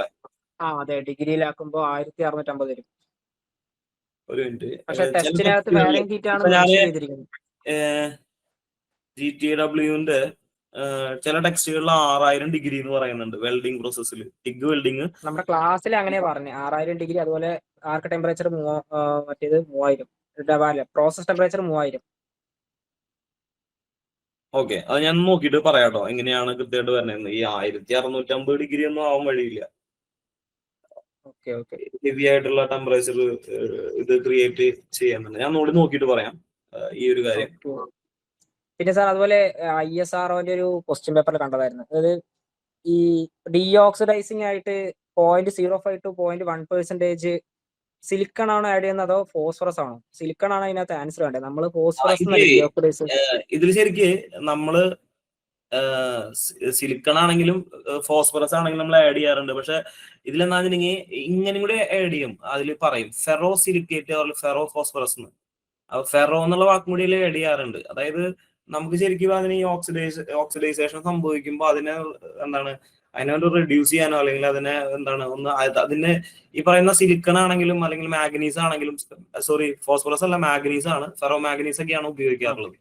അപ്പോ ഇതില് നമ്മള് ഇവ ഒറ്റയ്ക്ക് നിൽക്കുന്ന സമയത്ത് ഇതിന് ഭയങ്കര അടങ്ങാത്തമായിട്ടുള്ള ഒരു അഫിനിറ്റി ഉണ്ട്, ഒരു ദാഹം ഉണ്ട് ഓക്സിജനായിട്ട് കൂടിച്ചേർന്നിട്ട് അതിന്റെ സിലിക്കേറ്റും കാര്യങ്ങളാവാൻ. അപ്പോൾ അങ്ങനെ സിലിക്കേറ്റ് ആവുന്ന സമയത്ത് തന്നെ അതൊരു സ്ലാഗ് പോലെ ആവുന്നല്ലാണ്ട് അതുപോലെ തന്നെ അതിന്റെ ഉള്ളിൽ നിന്ന് ഡിഫക്റ്റുകൾ ഉണ്ടാവാനുള്ള ചാൻസ് കൂടുതലാണ്. അപ്പൊ അത് കാരണമാണ് നമ്മൾ ഫെറോ മാഗ്നീസും ഫെറോ സിലിക്കേറ്റ് ഒക്കെ നമ്മൾ അതിലേക്ക് ആഡ് ഓൺ ചെയ്യുന്നത്. അപ്പൊ സിലിക്കൺ തന്നെ ആയിരിക്കണം അതിന്റെ ഒരു ആൻസർ ആയിട്ട് വരേണ്ടത്. അല്ലെങ്കിൽ മാഗ്നീസ് ഉണ്ടെങ്കിൽ മാഗ്നീസും മാഗ്നീസും അതിനകത്ത് ഓപ്ഷൻ ഉണ്ടായിരുന്നു തോന്നും. ഈ ഫോസ്ഫറസ് ഉണ്ട് എന്നാണ് എന്റെ ഓർമ്മ. അതെ, സാധാരണ ഞാൻ കേട്ടിട്ടുള്ളത് സിലിക്കണും മാഗ്നീസിന്റെയും കാര്യമാണ്. അതിലെ പക്ഷെ നമ്മള് ഇങ്ങനെ ഡയറക്റ്റ് സിലിക്കൺ മാഗ്നീസ് പിന്നെ അലുമിനിയം ആഡ് ചെയ്യാറുണ്ട് പറഞ്ഞു കേട്ടിട്ടുണ്ട്. പക്ഷെ അതിലൊക്കെ നമ്മൾ ഫെറോ മാഗ്നീസ്, ഫെറോ സിലിക്കൺ അങ്ങനെയാണ് സാധാരണ ഗതിയിൽ പറഞ്ഞു കേട്ടിട്ടുള്ളത്. നമ്മൾ ഈ ഫോസ്ഫറസ് നമ്മൾ ഒരു ഡിയോക്സിഡൈസ് ഇലക്ട്രോലൈറ്റ് കോപ്പർ ആക്കാനായിട്ട് ഫോസ്ഫറസ് ആഡ് എന്നുള്ളത് നമ്മുടെ ക്ലാസ്സിനകത്ത് കണ്ടിരുന്നു. അത് ഓപ്ഷൻ വന്നാൽ അതെ, നമ്മുടെ ഡിയോക്സിഡൈസ് ഇലക്ട്രോലൈറ്റ് കോപ്പർ ആക്കാനായിട്ട് ഫോസ്ഫറസ് ആഡ് ചെയ്യണമെന്ന് പറഞ്ഞിട്ട്. അത് കോപ്പറിന്റെ കാര്യത്തിൽ മാത്രമാണോ അതോ എല്ലാത്തിന്റെ കാര്യത്തിലും അങ്ങനെ പറഞ്ഞിട്ടുണ്ടായിരുന്നു? അല്ല, ഞാൻ അങ്ങനെ ഒരു വേർഡ് മെൻഷൻ ആയിട്ട് കണ്ടിരുന്നു. അത് കോപ്പർ വെൽഡ് ചെയ്യുന്നതിന് വേണ്ടിയല്ലേ? കോപ്പർ വെൽഡ് ചെയ്യാൻ വേണ്ടി മാത്രമായിരിക്കും. കാരണം ഞാനത് കേട്ടിട്ട് ഈ പറഞ്ഞ കാര്യം ഞാൻ കേട്ടിട്ടില്ല. കോപ്പറിന്റെ മാത്രമായിട്ടായിരിക്കും. അല്ല, ഇപ്പൊ ഈ ക്വസ്റ്റ്യൻ വന്നതും ഈ ഒപ്റ്റൈൻഡ് ഡിയോക്സിഡൈസ് കോപ്പർ എന്നാണ് പറഞ്ഞിരിക്കണേ. 0.05 to 0.1%. അപ്പൊ അതിനകത്ത് ISROയിൽ ക്വസ്റ്റ്യൻ ആൻസർ കിട്ടി വന്നിരിക്കുന്നത് സിലിക്കൺ എന്നാണ്. അത് ബ്രോ എന്താ പറയുക, കോപ്പർ ഇലക്ട്രോലൈറ്റ് കോപ്പർ ഉണ്ട്, ഡിയോക്സിഡൈസ് കോപ്പർ ഉണ്ട്. ആ ഡിയോക്സിഡൈസ് കോപ്പറിനെ വെൽഡ് ചെയ്യാൻ പറ്റുള്ളൂ. അതിനുവേണ്ടി ഫോസ്ഫറസ് സ്മോൾ ക്വാണ്ടിറ്റി ആഡ് ചെയ്യുന്നു, അങ്ങനെ കൊടുത്തു. ഓക്കെ, പക്ഷെ ഉത്തരം ISRന്റെ ഉത്തരം സിലിക്കണ വന്നിട്ടുള്ളത് അതല്ലേ നിങ്ങളുടെ ഡൗട്ട്? അതെ അതെ അതെ അതെ, അതൊരു പക്ഷെ തെറ്റി കൊടുത്തായിരിക്കും. അതായത് കോപ്പർ എന്നുള്ള രീതിയിലായിരിക്കില്ല അവരെടുത്തിട്ടുണ്ടായിരിക്കുക. അതൊരു ഫെറിക് ആയിട്ടുള്ള മെറ്റീരിയൽ എന്നുള്ള രീതിയിലായിരിക്കും, അല്ലെങ്കിൽ ഫെറസ് മെറ്റൽ എന്നുള്ള രീതിയിലായിരിക്കും അവര് മീൻസ് ക്വസ്റ്റ്യന്റെ ഒരു ഇത് കണ്ടപ്പോഴേ അങ്ങനെയായിരിക്കും അവർ എടുത്തിട്ടുണ്ടായിരിക്കുക. അത് കാരണമായിരിക്കും സിലിക്കൺ എന്നുള്ള ആൻസർ വന്നിട്ടുണ്ടായിരിക്കുക. അല്ലെങ്കിൽ ഫോസ്ഫറസ് തന്നെയാണ് നിങ്ങൾ പറഞ്ഞ പോലെ. കോപ്പറാണ് വെൽഡിങ് ചെയ്യണമെന്ന് വെച്ചാൽ ഫോസ്ഫറസ് തന്നെയാണ് വരേണ്ടത്. ഞാനും ആദ്യം എന്താണ് കോപ്പർ എന്നുള്ള കാര്യം നോക്കിയിട്ടുണ്ടായിരുന്നില്ല. അത് കാരണമാണ് ഞാൻ മാഗ്നീസും ഫെറോ മാഗ്നീസും ഫെറോ ഇതും പറഞ്ഞത്, സിലിക്കേറ്റും പറഞ്ഞത്. അപ്പൊ അങ്ങനെയായിരിക്കാം ഞാൻ വിചാരിച്ച പോലെ തന്നെയായിരിക്കും അവര് ആ ക്വസ്റ്റിനെ ഇത് ചെയ്തിട്ടുണ്ടായിരിക്കുക. അത് കാരണമായിരിക്കും അതില് സിലിക്കൺ വന്നിട്ടുണ്ടായിരിക്കുക. അല്ലെങ്കിൽ ഫോസ്ഫറസ് തന്നെയാണ് വരേണ്ടത് ഡിയോക്സിഡൈസ്ഡ് കോപ്പറിൽ. മറ്റേ കോപ്പർ നമുക്ക് വെൽഡ് ചെയ്യാൻ സാധിക്കില്ല. നിങ്ങളൊരു കാര്യം ചെയ്താൽ മതി, എന്തെങ്കിലും ഡൗട്ടുകൾ ഉണ്ടെങ്കിൽ ആ ഡൗട്ടുകൾ ഒന്ന് ആ ഗ്രൂപ്പിൽ തന്നെ ഇട്ടാൽ മതി. ഞാൻ ആ ഗ്രൂപ്പിൽ നോക്കിയിട്ട് അടുത്ത പ്രാവശ്യം ക്ലാസ് റിലേറ്റ് ചെയ്യുമ്പോൾ അതും കൂടി ഇൻക്ലൂഡ് ചെയ്തിട്ട് ഞാൻ ക്ലാസ്സിൽ പറയാം. ഇന്ന് പറഞ്ഞ പോലെ. അപ്പോ അങ്ങനെ വരുന്ന ഡൗട്ടുകൾ ഒന്ന് അതിലിട്ടാൽ മതി. അപ്പൊ അങ്ങനെ വെച്ചിട്ടുണ്ടെങ്കിൽ ഇപ്പൊ ബ്ലൈൻഡ് ആയിട്ട് ചോദിക്കുമ്പോൾ ചില കാര്യങ്ങളിൽ എനിക്ക് ഭയങ്കരമായിട്ട് കൺഫ്യൂഷൻ വരും. മീൻസ് നമ്മളത് അങ്ങനെ എന്താണ് സ്ഥിരമായിട്ട് ക്ലാസ് എടുക്കുന്ന ഒരു കാര്യമല്ലല്ലോ. ഒരു പ്രാവശ്യം ക്ലാസ് എടുത്തു പിന്നെ കുറെ നാൾ കഴിഞ്ഞിട്ടാണ് എടുത്തിട്ടുണ്ടാവുക. പിന്നെ നമ്മുടെ ടെക്സ്റ്റിലത്തെ കുറെ കാര്യങ്ങളൊക്കെ നമ്മൾ ഫോളോ ചെയ്തിട്ടുണ്ടായിരിക്കും. എന്നിരുന്നാലും ഡൗട്ടുകൾ വരാനുള്ള ചാൻസ് കൂടുതലാണ്. അപ്പോൾ നിങ്ങളത് മുൻകൂട്ടിയിട്ട് നിങ്ങളുടെ ഡൗട്ടുകൾ പറയുകയാണെങ്കിൽ എന്ത് ചെയ്യാൻ പറ്റും, എനിക്ക് വേറെ ബുക്സും കാര്യങ്ങളും റെഫർ ചെയ്തിട്ട് അതിന്റെ കൃത്യമായിട്ടുള്ള ആൻസർ പറയാൻ പറ്റും. പിന്നെ അത്രയും ഡീറ്റെയിൽ ആയിട്ടൊന്നും വരില്ല കേട്ടോ ഇങ്ങനത്തെ ക്വസ്റ്റ്യൻസ് ഒന്നും വരാൻ ചാൻസ് ഇല്ല. ISROയിൽ വരും, ISROയിൽ വരില്ല എന്നല്ല. ISRO എന്താ പറയാ ഏത് രീതിയിലുള്ള ക്വസ്റ്റ്യൻസ് വേണമെങ്കിൽ പ്രതീക്ഷിക്കാം. കാരണം അത് ഭയങ്കര ശരിക്കും ടെക്നീഷ്യനായിട്ട് എടുക്കണതല്ലേ. ടെക്നീഷ്യൻ അല്ലേ ISRO? അതെ അതെ അതെ. ISRO ടെക്നീഷ്യൻ എന്തായാലും ഭയങ്കര ഹെവി ആയിരിക്കും. ISRO അതുപോലെ നമ്മള് BHL അവിടെയൊക്കെ ടെക്നീഷ്യന്റെ ക്വസ്റ്റ്യൻ പേപ്പറൊക്കെ ഭയങ്കര നല്ല നല്ല സ്റ്റാൻഡേർഡ് ക്വസ്റ്റ്യൻസ് ആയിരിക്കും. അതിനകത്ത് ഏകദേശം ഒരു 80% നമ്മുടെ സിലബസിന്റെ തന്നെയാണ് കാണിക്കുന്നത്. അതെ അതെ. NTC നെയാണ് അതില് NTC മാത്രമാണ് അതിന്റെ ക്വാളിഫിക്കേഷൻ ആയിട്ട് പറയുന്നത്. അപ്പൊ അത് കാരണം തന്നെ എന്താണ് NTCയുടെ എല്ലാ സ്ഥലത്തും NCVT സിലബസ് ഓൾ ഇന്ത്യ ലെവലിൽ ഒരുപോലെ തന്നെയാണ്. അപ്പൊ അത് കാരണം നമ്മുടെ സിലബസ് തന്നെയായിരിക്കും. പിന്നെ കുറച്ച് ക്വസ്റ്റ്യൻ എനിക്ക് 20-30 ക്വസ്റ്റ്യൻസ് അങ്ങോട്ട് പുറത്തു വന്നിട്ടുണ്ടെന്ന് തോന്നുന്നത്. ജനറൽ അവയർനെസ് അങ്ങനെ എന്തോ പറഞ്ഞിട്ടുണ്ടെന്ന് തോന്നുന്നു അല്ലെ? ജനറൽ ഉണ്ട്. അങ്ങനെയാണ് വരുന്നത്. നമ്മുടെ പക്ഷെ രണ്ടിലും സെപ്പറേറ്റ് ചെയ്യിക്കണ്ടേ? ഏതായിരുന്നു? രണ്ടിലും സെപ്പറേറ്റ് ചെയ്യിക്കണോ അതോ ഒരെണ്ണത്തിലത്തെ മാർക്ക് വെച്ചിട്ട് തന്നെ രണ്ടിലും ഇത് കിട്ടും? ഇല്ല, അതെനിക്കറിയില്ല. ഞാൻ പ്രീവിയസ് ഒന്ന് ക്വസ്റ്റ്യൻ പേപ്പർ നോക്കാൻ വേണ്ടിട്ട് എടുത്തതായിരുന്നു. ചില ആളുകൾ ഒരു പേപ്പർ തന്നെയുള്ളത് ജനറലും ഉണ്ട്, പിന്നെ നമ്മുടെ ബാക്കി വെൽഡിംഗ് ഉണ്ട്, അതിനകത്ത് പുറത്തുനിന്നുള്ള വെൽഡിങ്ങിന്റെ ഉണ്ട്. കുറെ ഡീറ്റെയിൽ ആയിട്ട് അങ്ങനത്തെ പരീക്ഷകൾ ചോദിക്കുന്നുണ്ട്. അങ്ങനത്തെ പരീക്ഷകൾ റഫർ ചെയ്യുന്നത് നല്ലതാണ്. പക്ഷെ എന്താണ് ചിലപ്പോൾ വളരെ ഈസി ആയിട്ടുള്ളതായിരിക്കും ക്വസ്റ്റ്യൻ പേപ്പർ വരിക, ഭയങ്കര ഈസി ആയിരിക്കും വരിക. അപ്പൊ നമ്മള് അത്ര റഫർ ചെയ്തിട്ട് നമുക്ക് കൺഫ്യൂഷൻ ആവാൻ ചാൻസ് ഉണ്ട്.